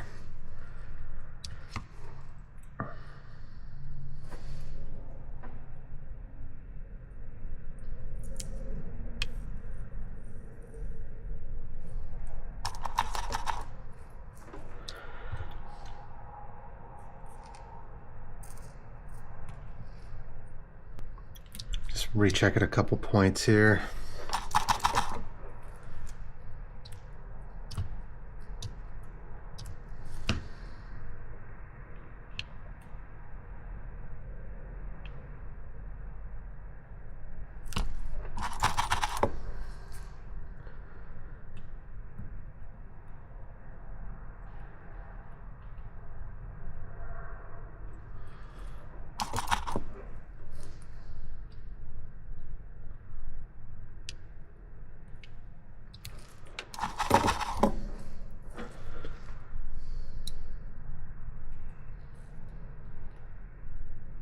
Okay. Perfect. Well, let's get this thing hooked up and see if it's still working.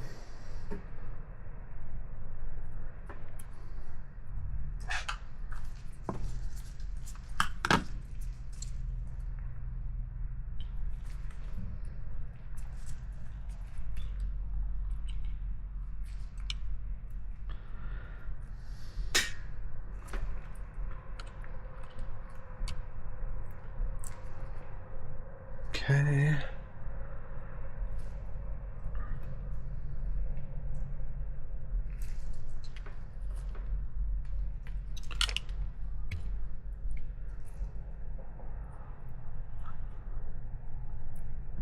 There we go. So let's see, up, down, good.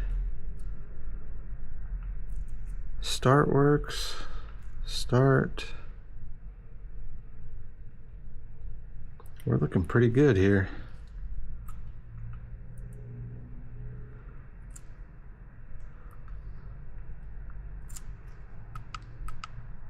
Good stuff. Okay, yeah, it's all working. And those buttons feel pretty darn good too.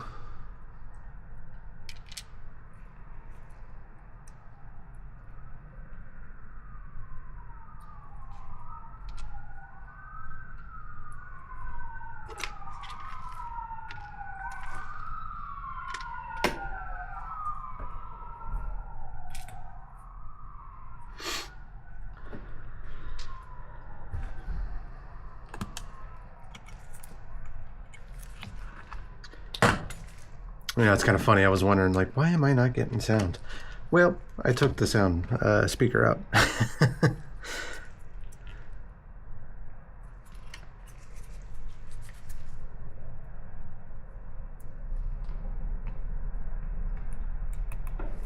All right. Let's go ahead and get the amp installed.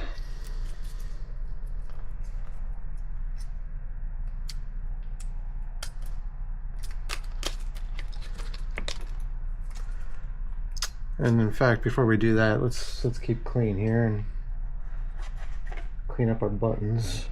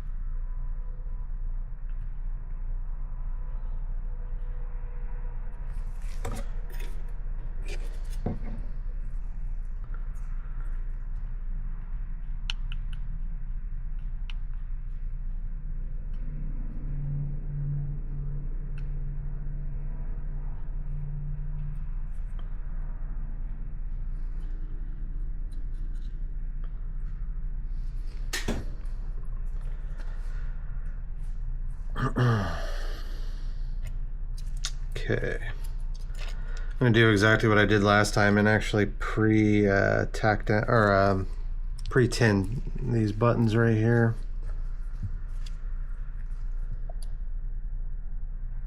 Sorry, I'm getting myself confused. They're not buttons. They're the pads on the amp. I have to start filming earlier in the night. I don't know if I can keep up with these late night films anymore. Yeah, I'll do the best I can though.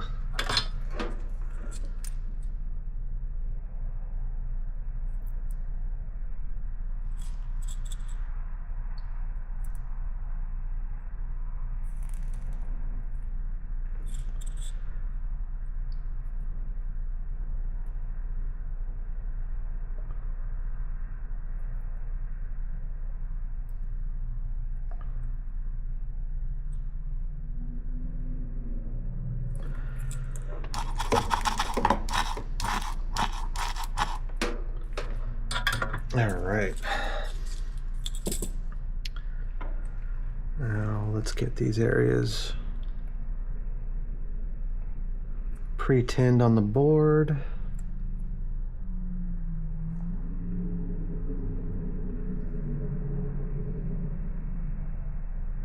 One, two, three, four, five.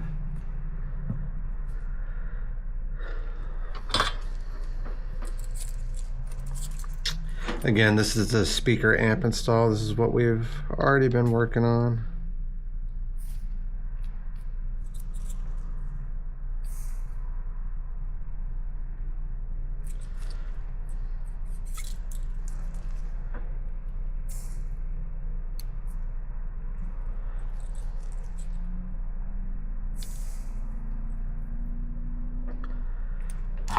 Okay.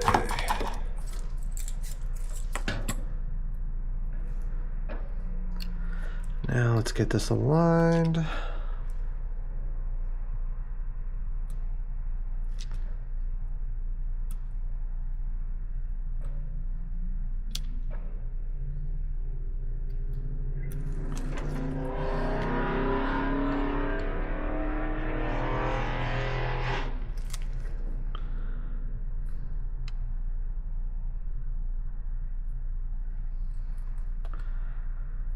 Alright, that's tacked down there. I have to load up some solder on this piece right here.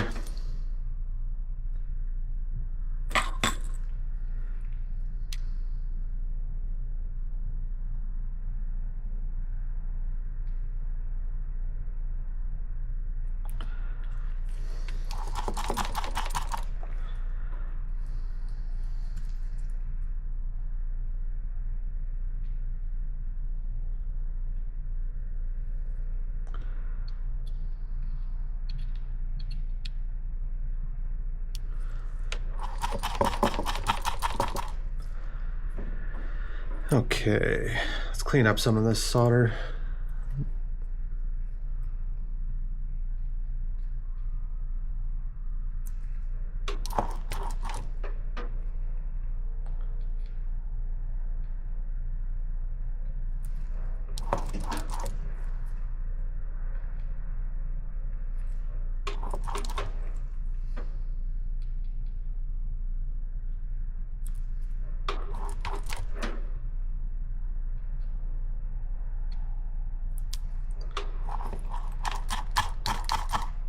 Okay. Everything else actually looks good. Just ready to get the speaker on.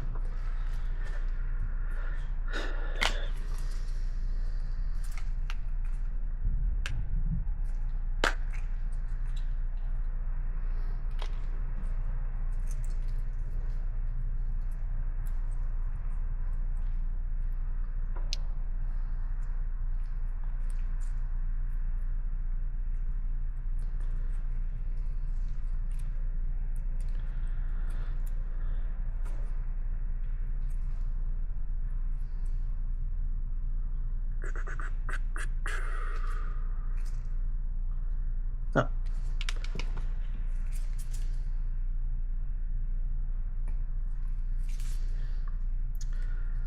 I'm just trimming these wires here.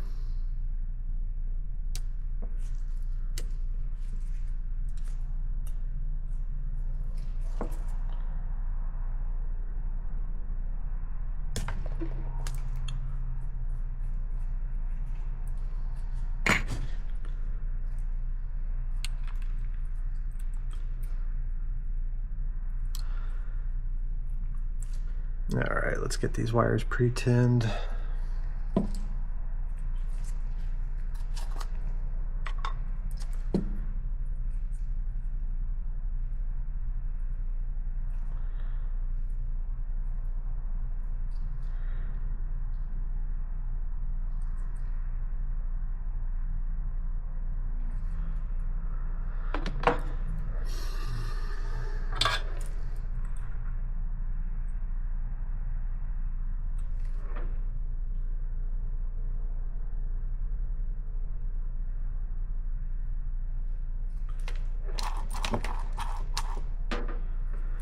Okay.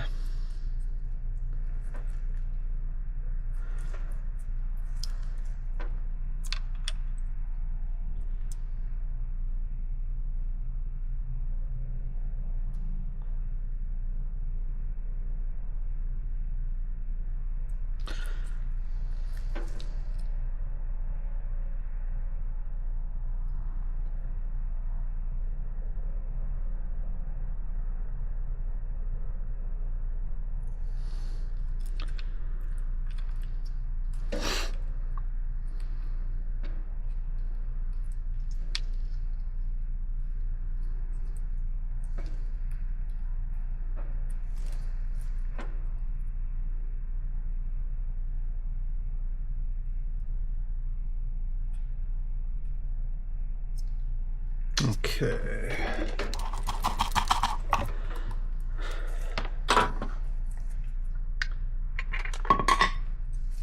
Definitely gonna have to clean up these wires right here.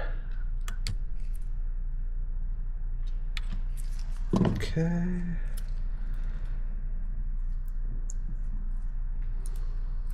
Perfect.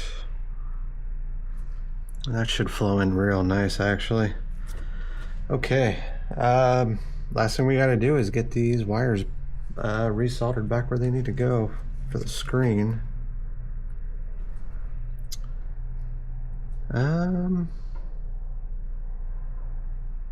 Gotta find it.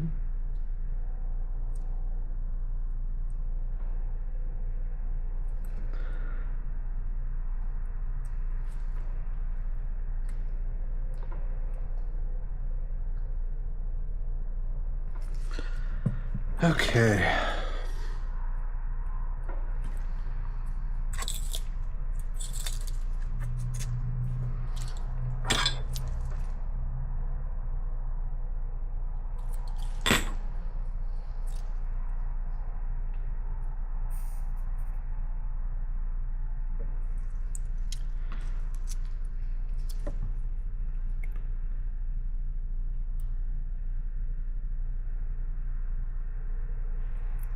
Too much solder.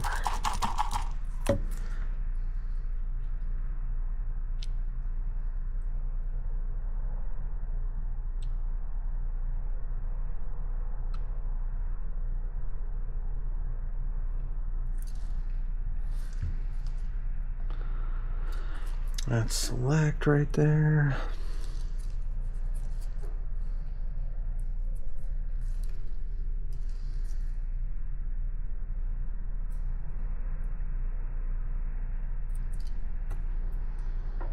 Okay. This one we're going to need to load up on solder.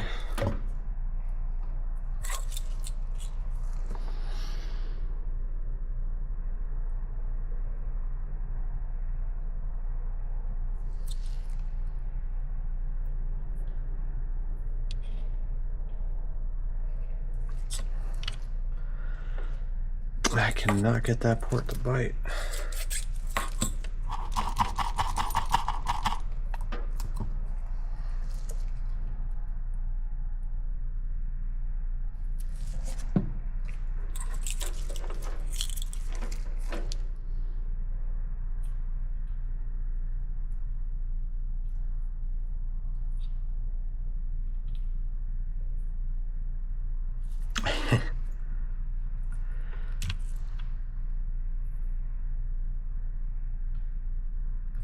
I think it's got enough on there.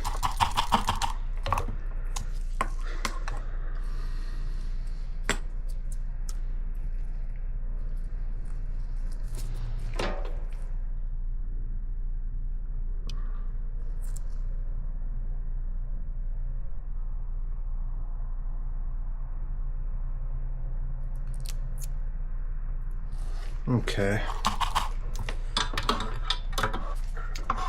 Well, let's clean up our buttons real quick and test this thing out.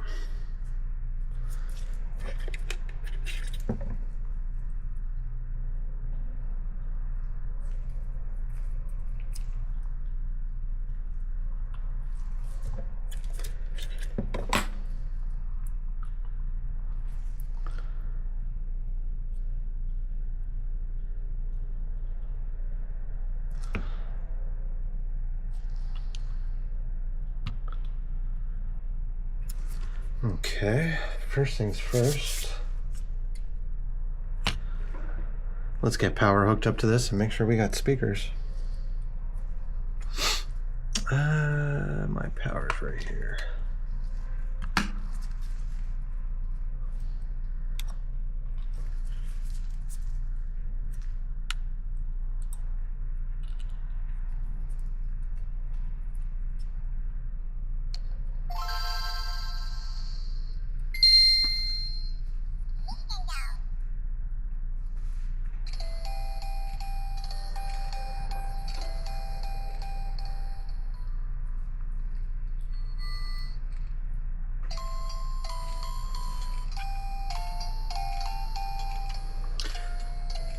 We got speakers.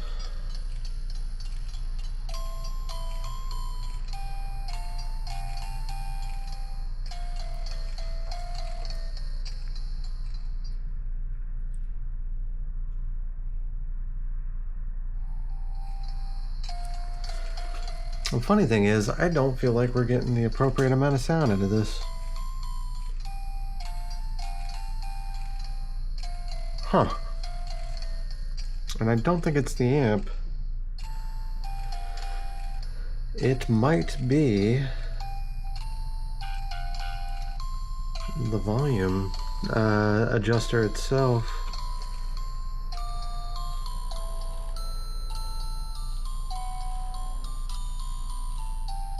Okay. Well, I'm still happy with it for the most part, so we'll test it out and get it back together, and maybe it'll actually sound a little bit better that way. Alright, with the tactile buttons, I do not think that the stock membranes will work with it. So, we'll install the new membranes that came in.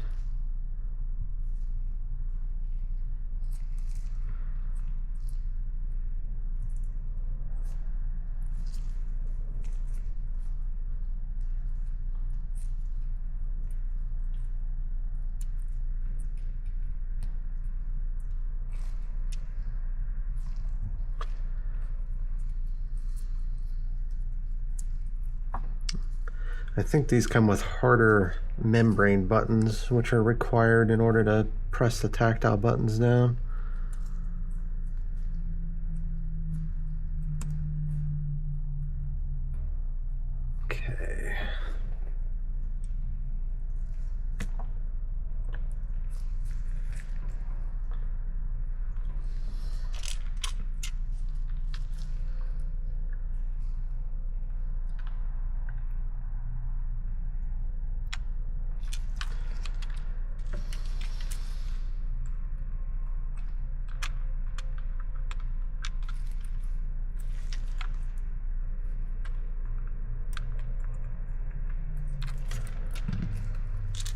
getting the speaker set right now. And we gotta get the motherboard aligned better.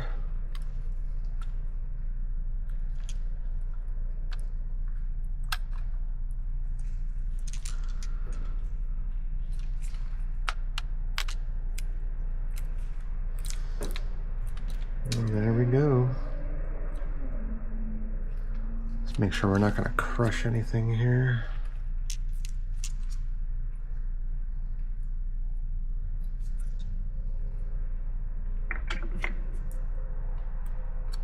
So I was talking about with these wires. I'm not a huge fan of how I did these, but I definitely learned from this, and all my future ones are definitely a lot better so far.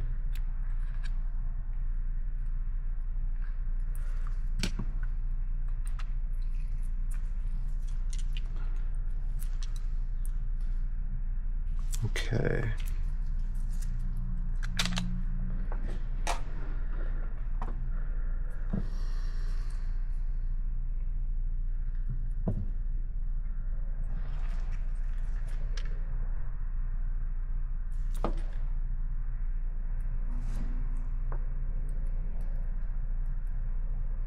I'm really excited for these tactile buttons though.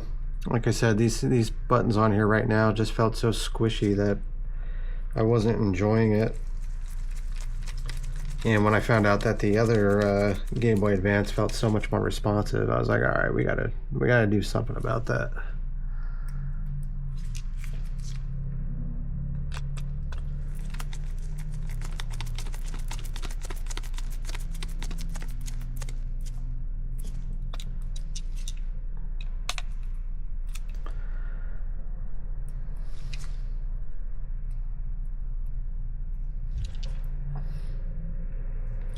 It's kind of funny, when I opened this one up,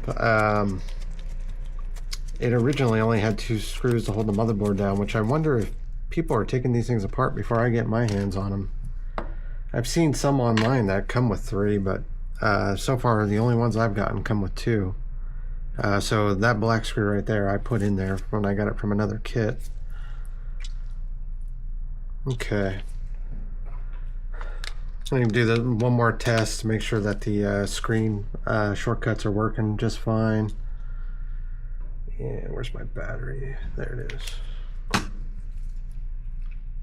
Make sure all the buttons click okay. That's very important.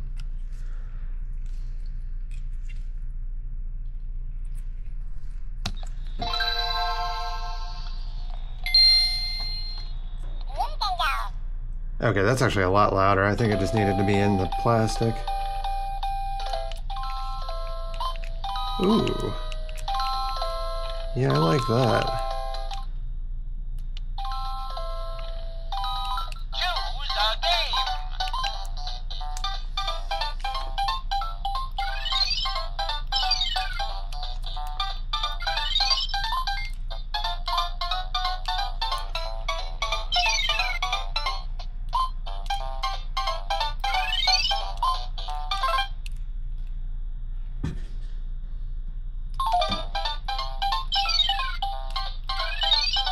Okay, I'm not getting any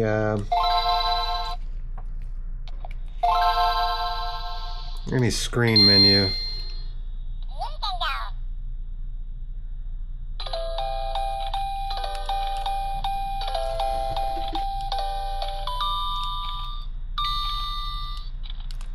Okay. We probably got to fix our solder points on that. Not a big deal.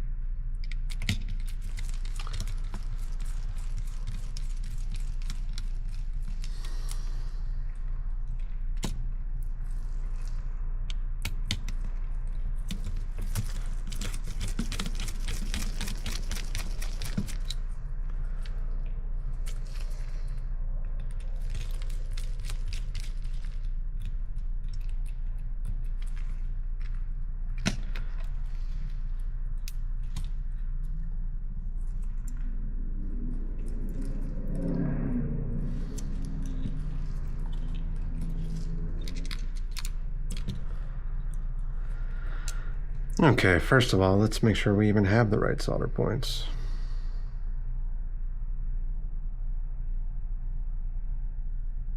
No. I was way off on one of these. That's alright. I don't know why I decided to try and get the select button here. I don't know what I was thinking. That's not where the select button goes. TP2 is down here.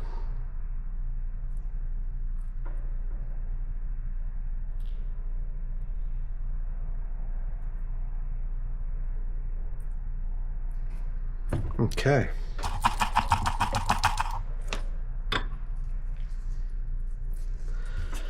All right, so that should be TP2 right here, TP9, and TP8. All right, we'll give that another try.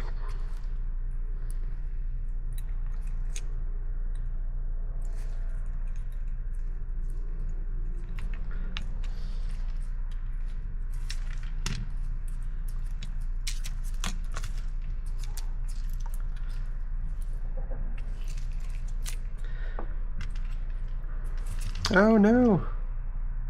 Well, there's your cheap aftermarket plastics.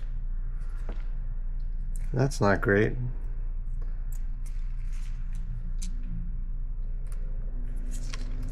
Luckily, I think we're fixing pretty much every issue on this thing this time, though.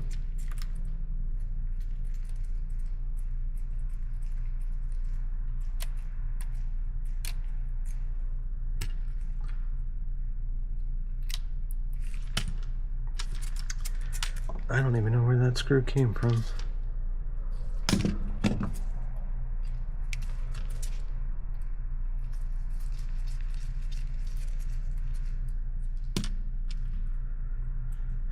Okay.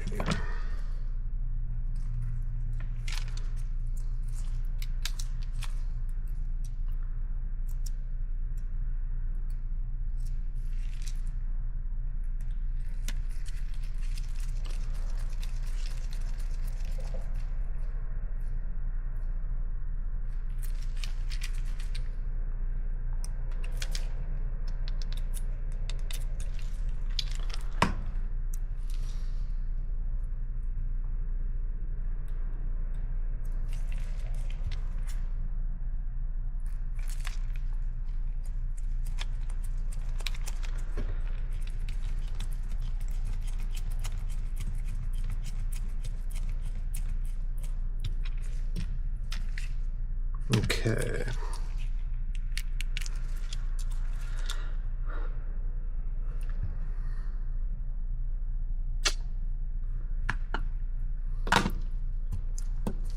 We're gonna test those buttons again. Make sure I can get my my menu back.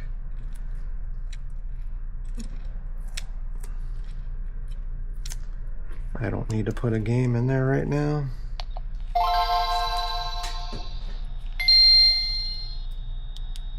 There we go. Perfect.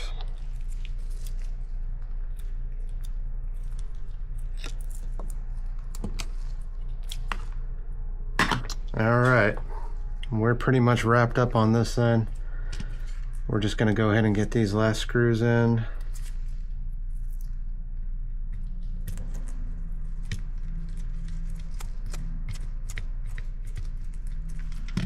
And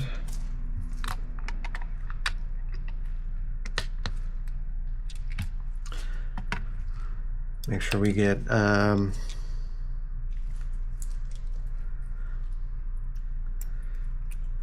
all the buttons back in where they need to go.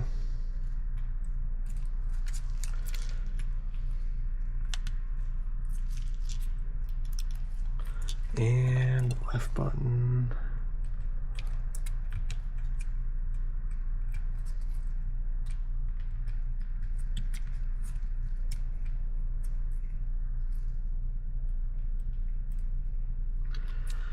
Okay, get the side bumpers back in.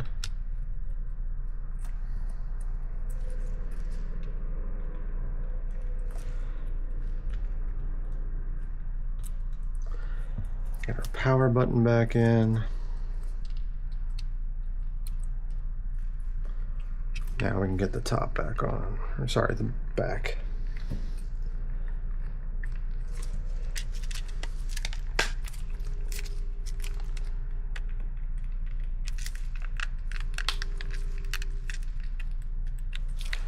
Okay.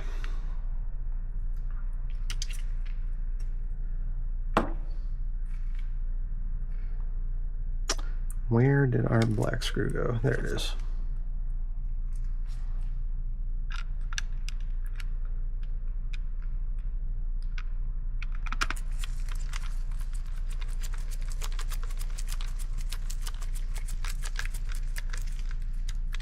Really happy about these tactile buttons. I hate mushy buttons. The other one that's stock, they're not mushy, which is great. This one, just no matter what I did, I took it apart about 3 or 4 times and it was just mushy buttons. They definitely do not feel mushy anymore. I probably will continue to buy that kit for all these. It was fairly inexpensive on AliExpress. It was about 10 bucks, I think.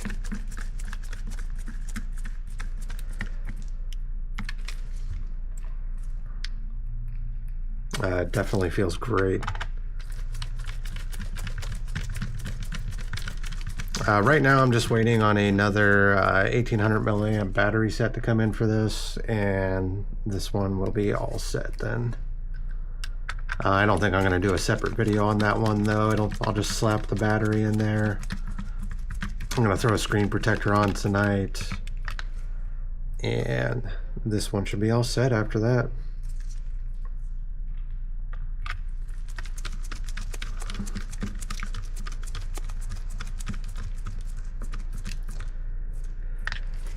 Oddly enough, I was actually shocked at how quiet the speaker was at first. I'm not sure if it just needed to warm up a little bit, or if being in the plastic amplifies the speaker that much. Did notice quite a bit of a difference after that though, so I'm happy with that.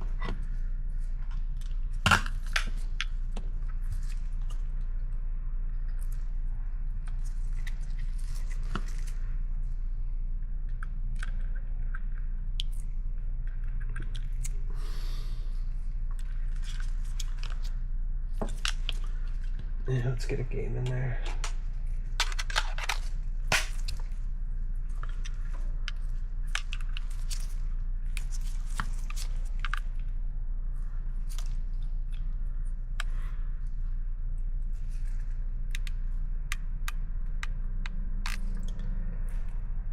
No.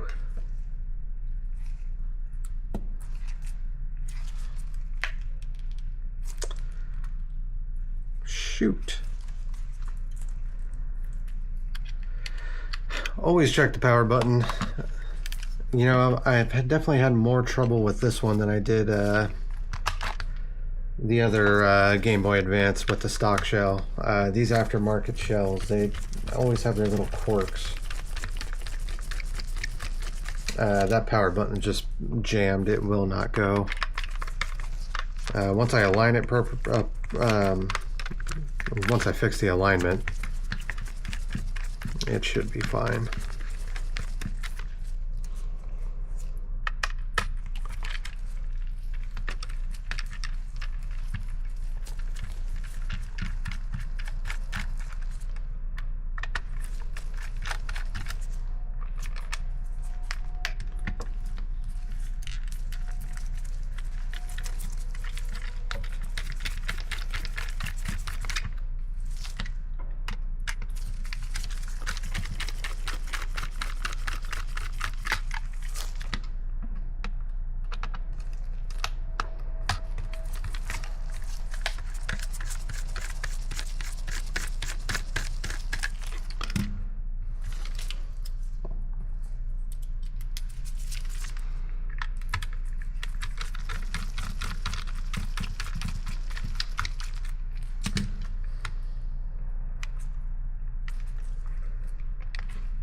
Alright, let me see if I can actually fix this without even having to take the whole thing apart.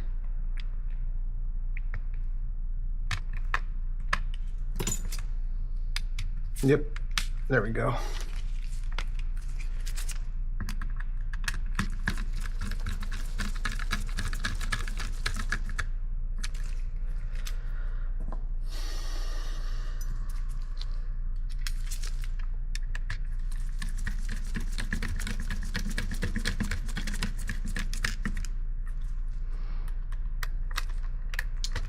These aftermarket plastics definitely don't crank down on these screws. I've seen too many stories of people cracking the plastics that way. I just kind of tighten, once it stops, I just give it a little nudge, and then that's it.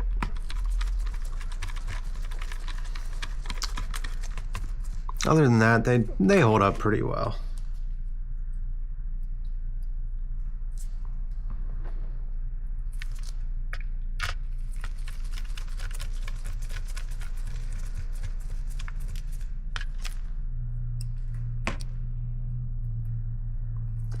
Now that all the problems are fixed with this one, though, I'll probably never need to crack this one open up again.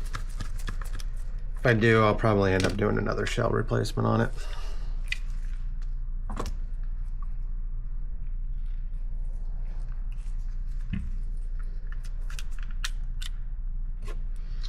Okay, put in some Yoshi, turn this on, and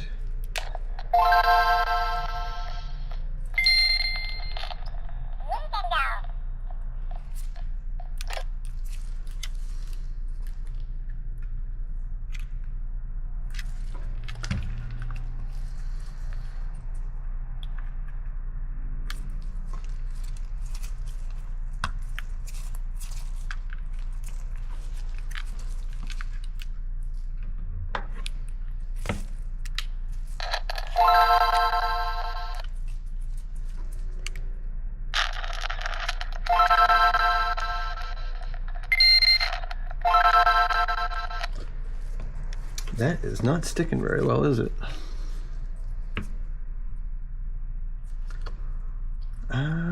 There's a way around that. Sorry, bear with me. Let's see.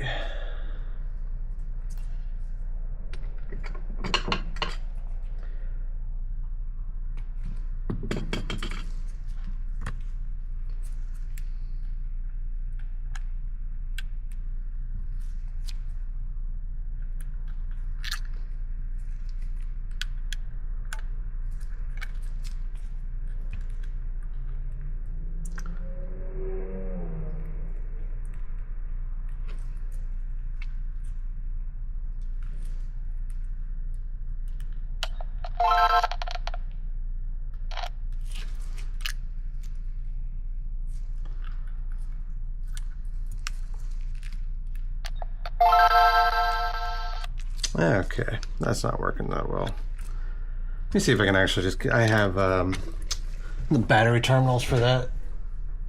Give me 1 second.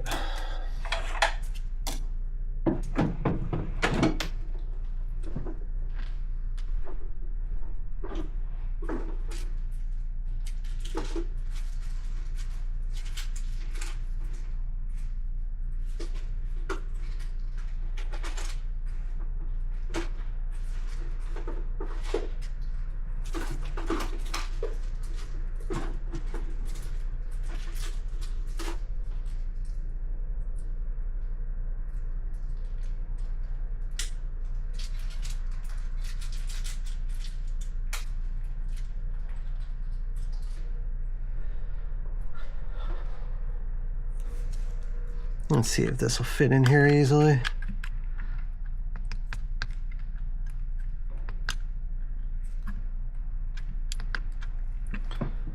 Okay, let's grab some double A's.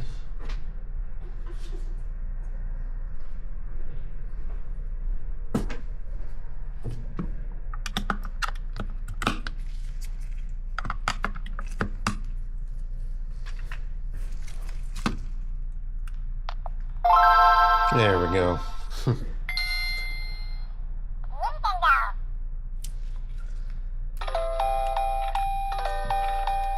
There we go. Menu's working perfectly.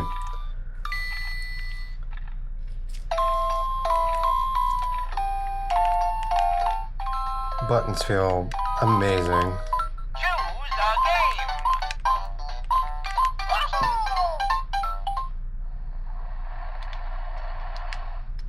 Choose a game.